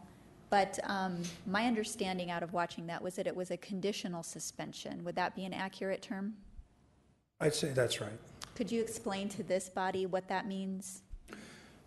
Well, I think the reason it became conditional for the board was that the original findings that there were code violations didn't come with any stipulations for Mr. Steele to correct anything. And the reason it didn't was because one of the staff of the city attorney's office recommended that we not because of pending litigation. So she decided later that she probably made that mistake, that we should have probably ruled on our findings that they be corrected and give a certain amount of time, calendar time, to make corrections.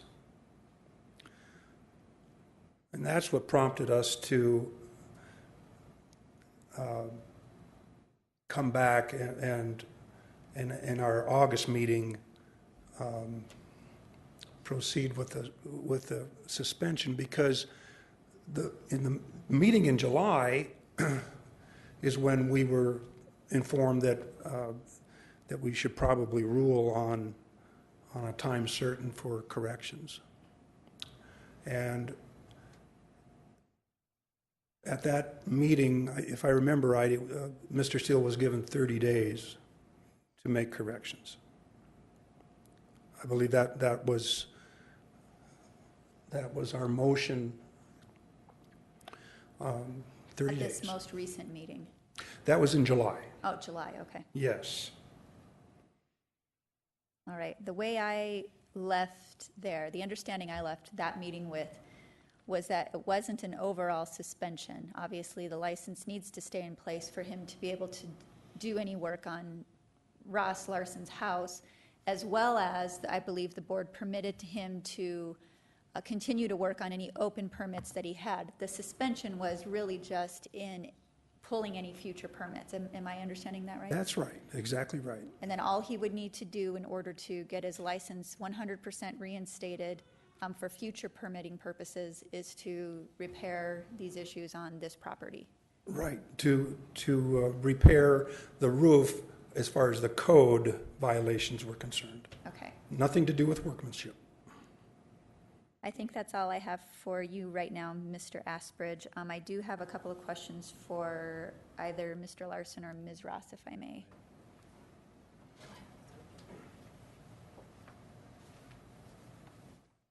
Okay, and it's so difficult to talk about your issue and not the one prior to this.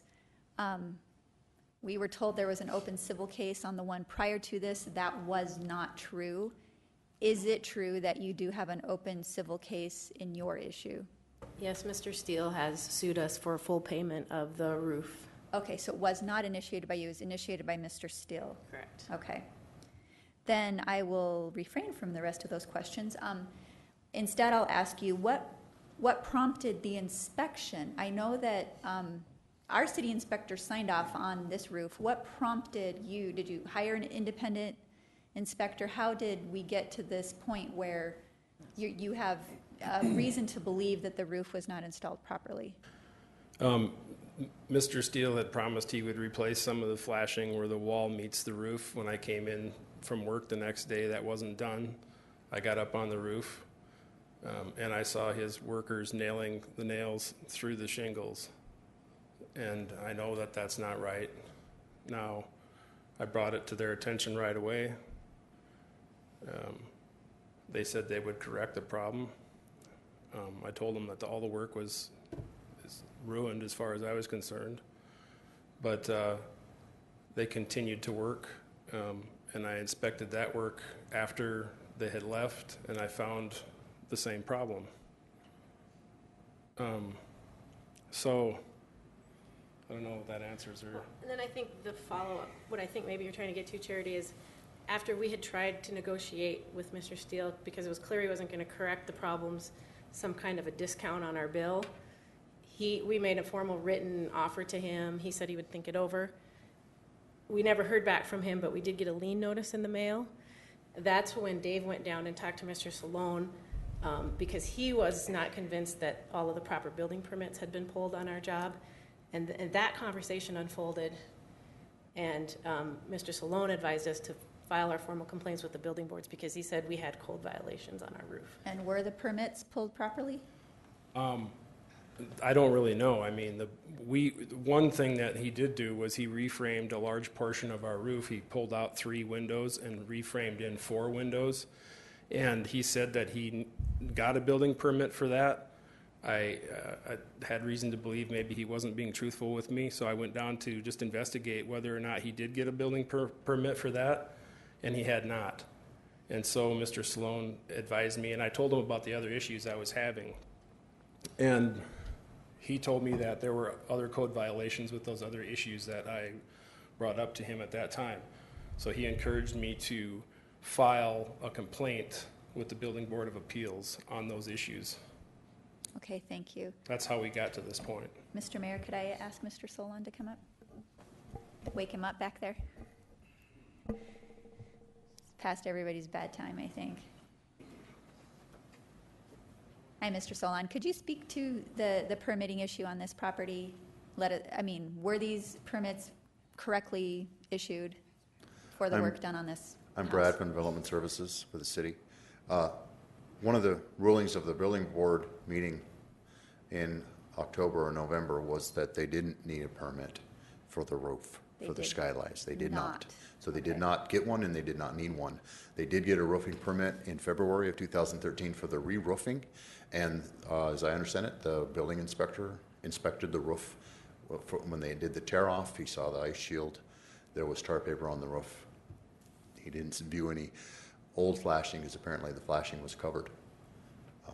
Things like that. Mm-hmm. Okay, I appreciate that. And then I do have one question for Mr. Steele or Mr. Nelson, if I may. It's kind of a technical question, not really a legal question, Okay, but you're welcome to take a stab at it. Take a shot at it first. So with this conditional suspension, what would be required of Mr. Steele, like physically, to make repairs to this house? Were we talking re-roofing the entire home? I mean, worst case scenario, I think that's the extent of it. Now, Jim, my understanding is this couple have made an issue about the overdriven nails. And you've heard them say it's 70%. And who knows? This is the problem. I can't cross-examine them here. I wasn't able to cross-examine them at the Board of Appeals meetings. We have pending litigation, and that's the forum. That really is the forum for them to be tested on the credibility. What expertise do they have on these issues? They can come forth with these pictures. There have been a number of occasions where they've lifted up the shingles, and that would compromise the nails as to how far they're embedded. So all that really deserves scrutiny, and I'm just, it's not going to happen here, and I understand the limitations we have, but to answer, I'll have Mr. Steele answer the question. Yes, thank you. In order to do the repairs, because of the felt that's on the roof, we would have to tear the entire roof off and start from scratch. It isn't a matter of a repair, it's a matter of a total re-roof in order to make this work. And many of the contractors in Rapid, I have asked them to step forward and they're all afraid to step forward because of the fact that they do not remove the felt. And that's one of the code violations that they're claiming. I'm not in agreement that it's a code violation. We did everything to code, and it's just a disagreement between the Larsons and me as to the code violations, and they're just not there. We had 18 inches of snow on their roof. They've had no leaks. We've had 70 and 80 mile an hour winds out there. They have not lost one shingle. And to me, they come in and they tell you how many, or they send in a report that 70% of the nails are overdriven, and that's not true. And so far, all of the testimonies that they have given, it's just been one-sided. But for me, I've been in business for 40 plus years, and the gentleman that we hired to do the roof out there probably has done, I'd say, 7,000 to 8,000 squares a year, and they've had no problem with anyone except for this. And like I say, everything has stayed in place. This happened in 2013, not 2014. So we've been in since 2013. You have 120 days to do something, and that's the reason that I put a lien on the Ross house. $5,000 off of their bill does not correct the problem if it really is a problem, but it's not a problem. And so I felt that they wanted a discount on their roof from the start. We had a discussion early on. Mrs. Ross said that they didn't have enough money to do this project. Her husband's comment was, well, we will by the time he's done. We got the project done, and they first of all said that the nails were 1 millimeter, the heads of the nails were 1 millimeter too small. So I went clear to Minneapolis, had a guy come in here, come out, sit with the Rosses, and told them that that's the standard manufactured nail head, and it doesn't void their warranty. I've given them a letter that their warranty is not voided on the shingles, and I think that we've done a really nice job. And as far as the nail pictures and stuff, you can take different angles, and I had asked Mr. Larson, and he admitted that he had taken many shots from different angles of the same nail. So I just feel that it's all about the money, and I've always stood up for if there's a problem, I take care of it. Thank you. Thank you for answering my question. I'm just kind of looking at all of these issues. We don't inspect for workmanship. That point's been driven home. Some code violations are in question, and that might just be a change in who's looking at them, which staff members are looking at them versus which attorneys are looking at them. And because of the various manufacturers' guidelines, what I'm hearing, and Joel, you're welcome to jump in if this is off the mark, that we can't expect our city staff to be experts in all of these various manufacturing installation guidelines. So really, this whole inspection process is just a minimal thing. I mean, we're just making sure that they're not laying double layers of shingles.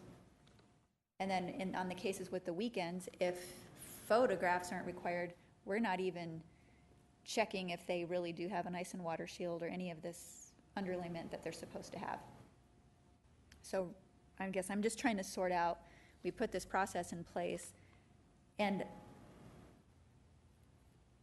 presumably it was to protect the public and to protect everybody. I mean, if city signs off on it, they would presume that the work is okay. So with the homeowner, now we find out after the fact that that's not the case. These cases are, I know they're frustrating for everybody, and I think they're about to drive me crazy too. So I'll yield right now. I need to process. Thank you. We'll go to Alderman Ron Weifenbach. Ron. Thank you, Mr. Mayor. Mr. Asbridge, I know no good deed goes unpunished, and I appreciate your volunteering of the new Board of Appeals, and I apologize to Rana, I apologize to Denise, and the Bolts and Steels. Like I said, and I'll reiterate a little bit of it, back in 2011 when I approached this original concept of a building permit, I figured it would be handled in the same manner. Like I said earlier, there's been a lot of flexibility put into place. Flexibility from here to here that says that these roofs will be put on to manufacturer's specifications. To me, that doesn't seem that complicated if I'm a builder that's in business for 40 years. Now, if I'm a homeowner that doesn't understand anything about roofing, which I don't, it would be complicated for me to put that roof on. But I would assume, and I don't want to assume, I would probably speculate pretty confidently that a builder with 40 years plus experience would have the ability to put a roof on to the city code. Obviously, in the prior case, I think it's hard to go one to the other and not draw a parallel. It's almost impossible. I've had conversations about replacing flashing. I've had conversations about removing felt. Questionable at best to what is the real ordinance. I agree. Overnailing, it's obviously written right in the policy. It says overnailing's a problem. But I got a question for Mr. Steele, Mr. Quaker. And I'm gonna have a couple questions, as a matter of fact. And the first question I have is that you suggested that you're the kind of guy that would say, let's just fix this. I think it was made public that they were willing to have you come out and fix it. What's your stance on that? Why don't you just fix it? Well, the stance on that would be I'd have to tear it down to bare wood and start over. So it's an entire roof. It's not a matter of repair. And there's nothing wrong with the felt being on there. That's not against city code.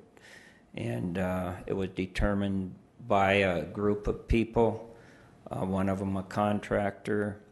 And I know that they're all experts in their own field, right. But they make a decision of my livelihood. Right, and I understand that, And Mr. Steele, and I appreciate so, that. thank I have another question for you. Okay. You'd said that Denise had asked you for a $5,000 reduction in their bill. Yes. When you applied for the permit, the building permit, Yes. did you give them a quote on how much it would cost to build the roof? Yes. You did? And how much was it just to do the roof? I don't remember exactly what it was. Do you remember what you got the permit for, how much dollar-wise?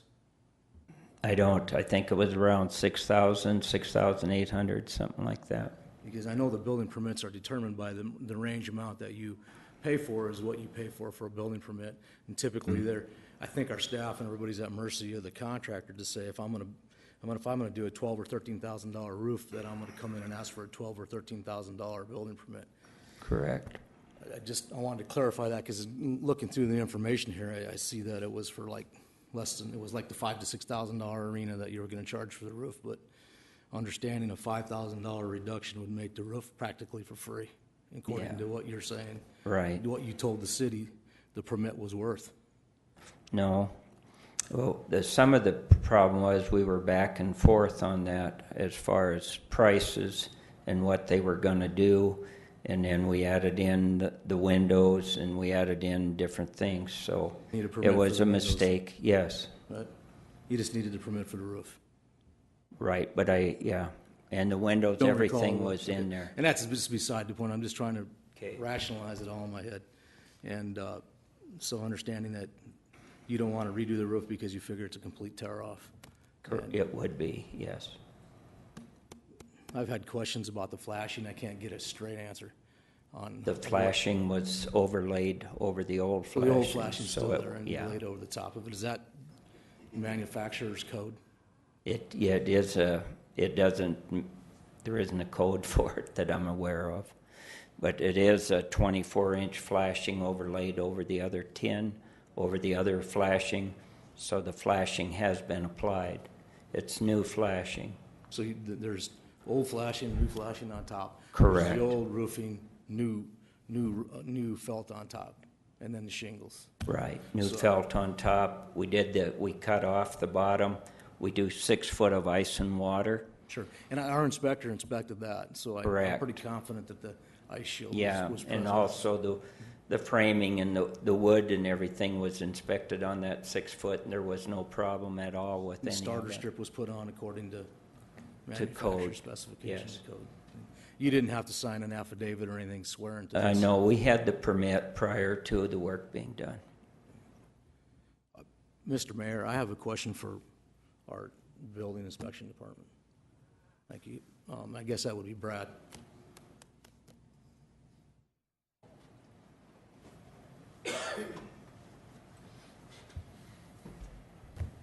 Thanks, Brad, and I know that this has been a long-going process, as Mr. Asbridge had mentioned earlier, and I understand. I still think that, I mean, in all the concerns and regards, I mean, we have thousands and thousands and thousands of dollars worth of building permits that we've collected since this thing has been in place. The couple hailstorms we've had continuous, so we're down to 2 items. I'm not interested in throwing the baby out with the bathwater. I think that the process has had some flexibility, like I mentioned earlier, but when we get outside of that flexibility part, that's where I have the really hard time accepting that. But the question I have for Brad, Mr. Mayor, is it code to replace the flashing? Is that a requirement in code to replace the flashing? Can you put new flashing over old flashing?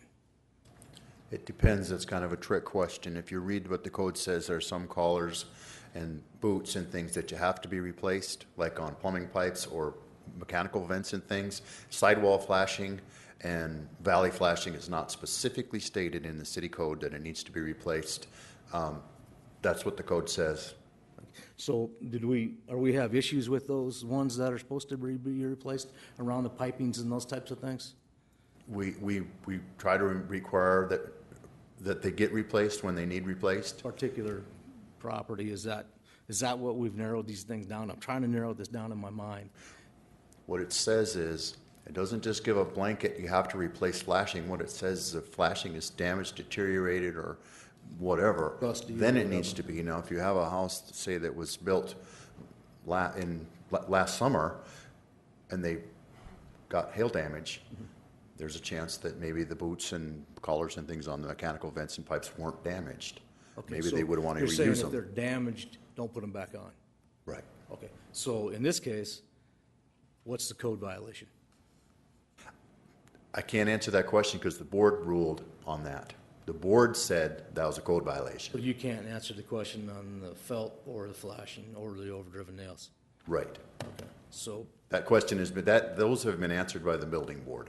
Those are violations according to the board.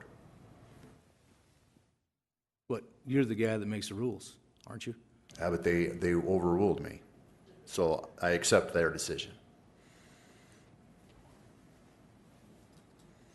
All right, thank you. Alderman Chad Lewis. Thank you, Mr. Mayor.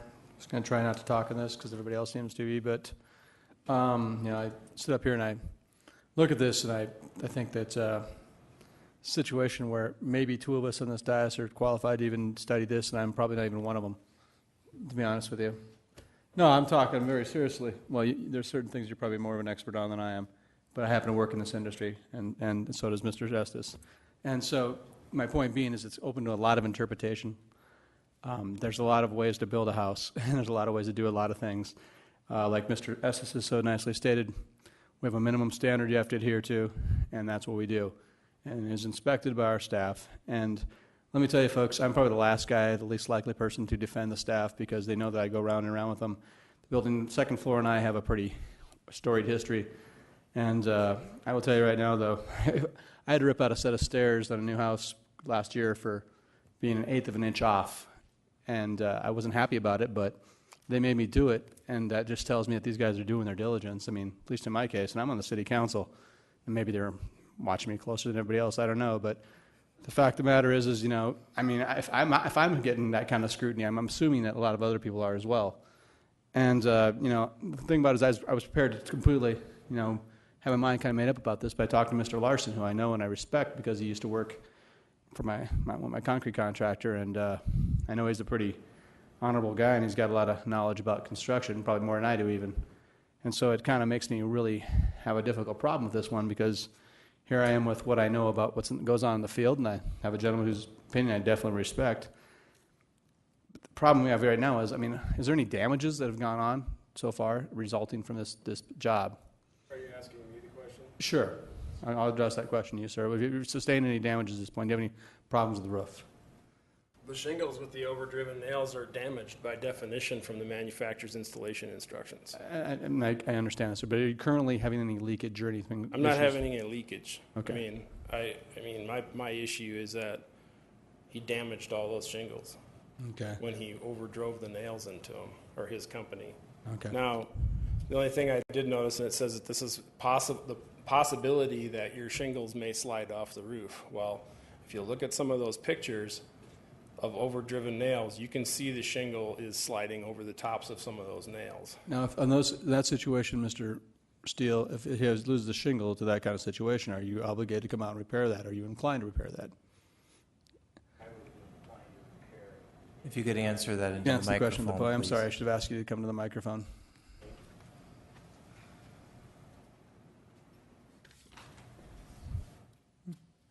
I'm sorry, so now, if he was to lose shingles like he's explaining to you right now, do you have a written warranty amongst yourself and the homeowner, or do you just do it on your honor, or how does it work? Well, we have a 1-year warranty, which is already passed. But that being said, if there was a problem with sliding shingles, I go back and take care of it. Some of them as much as 5 years. But I don't believe there is that problem at all. I suspect at this point it's probably gone far enough that that's not going to happen. Yeah. From a practical standpoint, I don't think, much like the last case, we're going to have a lot of Christmas cards exchanged. So I'm thinking, can anybody answer the question how often they see an asphalt shingle actually fail on warranty claims? Does anybody have any expertise around here that could answer that question for me? Because I'm personally not. Mr. Ashbridge, maybe? Sir, are you familiar? I've just never seen it.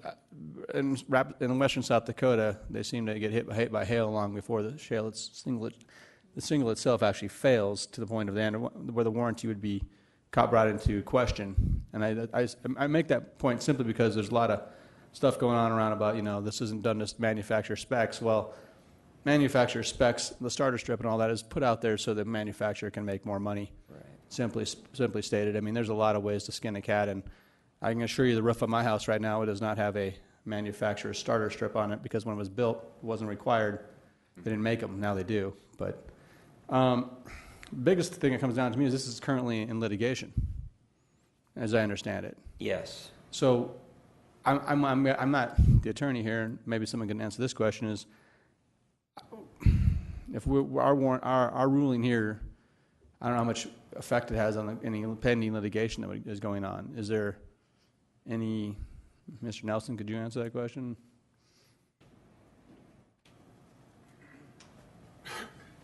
It should not have an effect, but I don't know. Our concern is that they were going to try to use it for the purpose of res judicata, which means that the matter's been decided. And it's been expressed to me by Ms. Ross, specifically, and her attorney, that they intend to use the board's decision for the litigation. And that's just not right.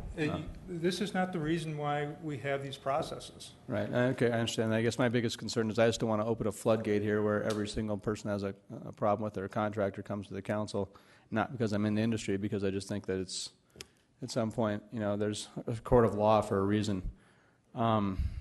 This is a tough one for me because I really do, like I said, if it wasn't for Mr. Larson sitting there, I just know him personally, and I know how he does his jobs, and he always did a great job for me. I don't know what to say except for I really wish. This is the kind of reason I don't want this in front of the council, because honestly, once again, we're not really qualified to make these judgments, and that's what we have the building inspections for, and that's what the building code is for. It's a minimum standard. We're seriously grasping at straws, and I really do mean it when I say that I think our staff does a better job than I wish they would sometimes. They do really look out and make you do things right if they catch anything. So I guess I'll just have to think about this a little more. Thanks. Jim, could I ask you to come back to the podium? I've known Mr. Steele for 40 years, give or take, or longer. And I'm curious, you know, and I too, like many of you, was in business for a while, and customer relations and all that, and how tough it is, and how we work so hard to maintain good relations with our customer, and every now and then something goes south on you. But does this rise to the occasion that we take a man's license? One problem. One problem is between a customer and the contractor. And in your 40 years, Jim, when was the last time your license was threatened for failure to perform a job or violations of the code or anything like that? When was the last time that was? Is this the first time or the only time? This is the first and only. I think that's quite significant, Council, because there apparently is some disagreements between Mr. Steele and his customer. Apparently that's going to be handled in the court, but I don't think that the condition has risen within our process where there are enough problems or violations where we need to take his license. I will not support taking Mr. Steele's license. Thank you. Amanda Scott. Thank you, Mayor. May I ask Mr. Asbridge a question or two, please? You may. And Mr. Asbridge, if you can't follow or answer the question, Brett Limbaugh, I may call on you to fill in. Mr. Asbridge, the Building Board of Appeals is currently made up, I believe, of different contractors from different disciplines. Is that correct? That's right. And who currently makes up that board by their discipline? We have a building contractor, that would be me. We have an electrical contractor, a mechanical contractor, a plumbing contractor, and an engineer. Thank you. The reason I'm asking that is I have a tendency to support the board's decisions. You're the experts. You volunteer your time to serve the community that way, and I really appreciate it. So first of all, thank you for your service. The second thing, though, that I want to go back to is I've been listening to all of the statements that were being made tonight. And I'm going to go back to one that you said because it really stuck with me. This is a new board, newly created, going through the new ordinance. We've got differing opinions on what actually is a code violation. The ordinances have been written up, and we've got different representatives from different disciplines who may not be experts in any specific issue that comes before the board. As Alderman Weifenbach said, that moves the parameters from very narrow to a little slightly out, but it's not all the way open yet because we do have some interpretations that need to be done. You know, when I came into this, I was really leaning towards supporting the board's decision. But after listening to the testimony today, and since there is a contractor's license under consideration, I'm really hearing that I'm not sure that a phrase you used earlier, that this actually rises to the level of a license suspension at this point, because there is an interpretation difference being presented on what flashing needs to be removed and replaced versus what flashing can be just overlaid, what felt has to be removed and replaced versus what felt can just remain and be gone over. So I just want to get some clarification. Are you still standing by your statement, the way I inferred it or understood it earlier, that you are still, as the board, not you personally, but the Board of Appeals, is still kind of finding their feet on the ground going through some of these proceedings? Well, in this case specifically, actually I should say this, that we rely very heavily on Brad and his department for code interpretation. Okay. And it seems to me that we made our determination based off of input from Brad and his department. So if there is, in fact, findings that would reverse our thinking, we didn't know it until now. And Mr. Asbridge, as serving as liaison, I'll be perfectly honest with you, we live in a very changing environment, and so I can fully support that things change and incidents come up that makes us rethink things. So I'm fully in support of what you just said, that things come to light that we always have to reconsider. Absolutely. So, Mr. Mayor, if I may ask Mr. Limbaugh a question. Thank you. Brett, listening to Mr. Solon's statements today and his interpretation of stating that there is some leeway in interpretation of removal and replace versus just replacement. Has that been cleared up in the ordinance, or is that something that the ordinances need to be looked at again to maybe make that a little bit more clear as far as what we're actually looking for? Especially, I know that a lot of homeowners replace or choose to replace their own roofs, and so if this is difficult to understand for contractors, I'm just wondering if we need to make it a lot more clear for anybody who's replacing a roof. Well, what we use primarily international codes. So the codes are national codes that we adopt, and really the only changes that we're making are what we call amendments to the code. So when we bring those amendments forward to you, it's going to be things that are specific to our city. Maybe it's a climate issue that is unique to our region, or something else that would have us amend a piece of the residential code or a piece of the international just building contractors code or the mechanical code, so on and so forth. So what Brad was speaking to earlier, and correct me if I'm wrong, Brad, those are probably just base codes that you're talking about with respect to the flashing issues. Those weren't something that we added. It was just something that they look at, and within the code, they have some amount of leeway to look at those individual situations and make a decision. It's also up to the contractor to be honest with us about the condition of those items, especially when we're talking about things on the roof that we can't visually inspect from 2 floors down, some cases 3 floors down. Okay, thank you. I'm still wondering if maybe we should have another look, but again, as been stated up here before, we can't allow one incident to mandate what we're going to do in making policy. We really need to take time to consider this, but in my opinion, as of tonight, I'm not sure this really raises to the level of a license suspension at this point, from what I'm hearing. Too late for me to make a substitute motion, and if the motion stays as is, I'll most likely be voting to reverse the suspension. Thank you. I yield the floor. Alderman Laurenti, have you spoken on this item? Okay, please proceed. Thank you, Mr. Mayor, for affording me that opportunity. Welcome. I made the motion to support the board's decision,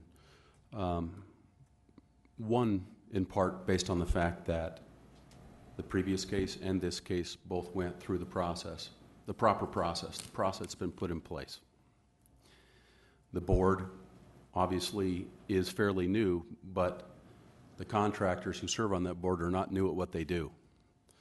They understand the process of building, they understand the process of hooking up electric, they understand all those processes very well. So the board may be new, but they are not new at what they do and what they expect to be good work and bad work. Now, part of the process for the board was to discover whether there were code violations or not.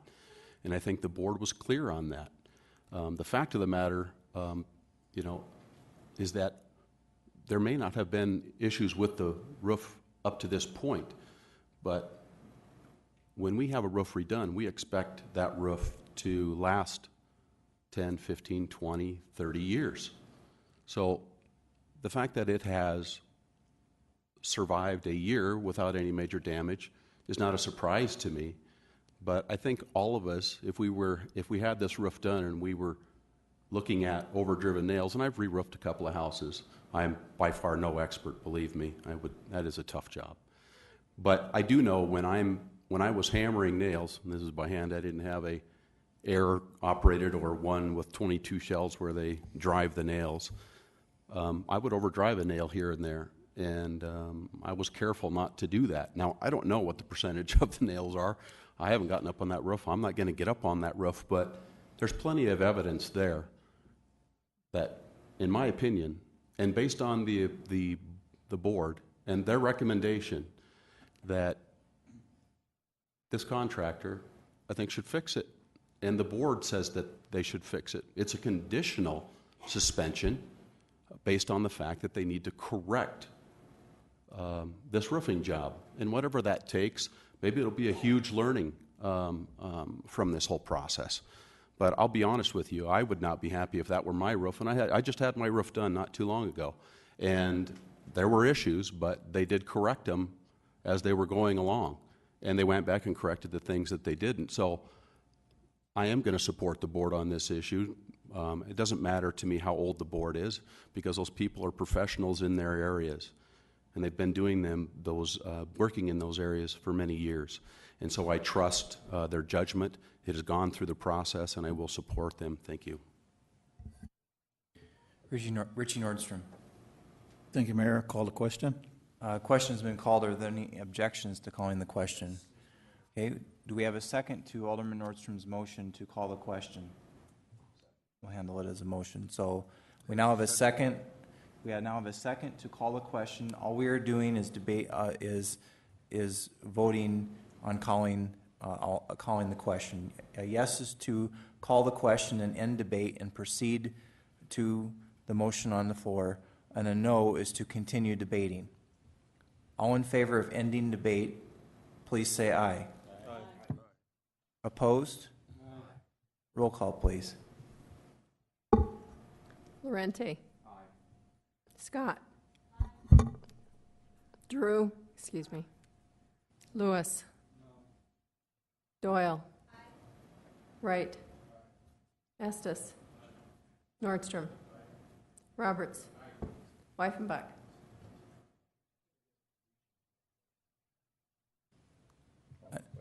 A yes is to end debate, a no is to keep debating. Okay? You voted no? Yes, I did. Okay, so far, what I have for votes, meaning yes, we end debate, no, we don't. Lorente is voting no. Scott is voting yes. Drew is voting yes. Lewis is voting no. Doyle is voting yes. Wright, yes. Estes, yes. Nordstrom, yes. Roberts, yes. Mr. Weifenbach? Yes or no? Your vote is no. Okay. It's a 7-3, motion carries. We will now proceed to the vote on the motion on the floor. And the motion on the floor is to uphold the decision of the Building Code Board of Appeals with the conditional suspension of Mr. Steele's license. All in favor say aye. Aye. Opposed? Here. Roll call, please. Okay. Scott? No. Drew? Aye. Lewis? No. Doyle? No. Wright? No. Estes? No. Nordstrom? Aye. Roberts? No. Weifenbach? No. Lorente? Aye. It's a 3-7 vote. Okay. I'll ask our city attorney, is there an additional motion required to dispose of this item, or does this settle the matter?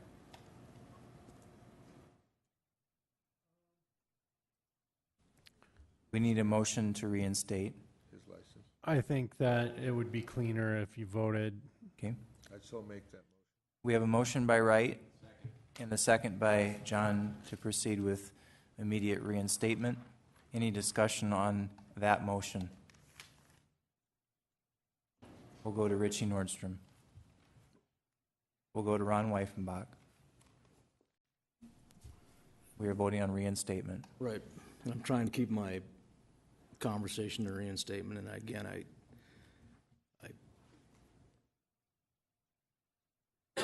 apologize to people involved in the process. I'll promise you that I'll make every effort I can to try to improve that piece of the process. Things came to light tonight, and I apologize to Mr. Asbridge that he didn't know. We're cognizant of it. I was kept from speaking that piece tonight. I don't feel that that's pertinent to the process to call the question, but I will tonight vote to reinstate Mr. Steele's license under the circumstances. Thank you. Any further discussion on the motion? All in favor say aye. Aye. Opposed? Motion carried. I'm sorry, let's have a roll call, please. Drew. Lewis. Doyle. Wright. Estes. Nordstrom. Roberts. Wyffenbach. Yes? Thank you. Lorente. Scott. Motion carries 8-2. We have a motion to adjourn. We have a motion by Lewis and a second by Roberts to adjourn. All in favor say aye. Opposed? Motion carries. We're adjourned. Thank you, everyone.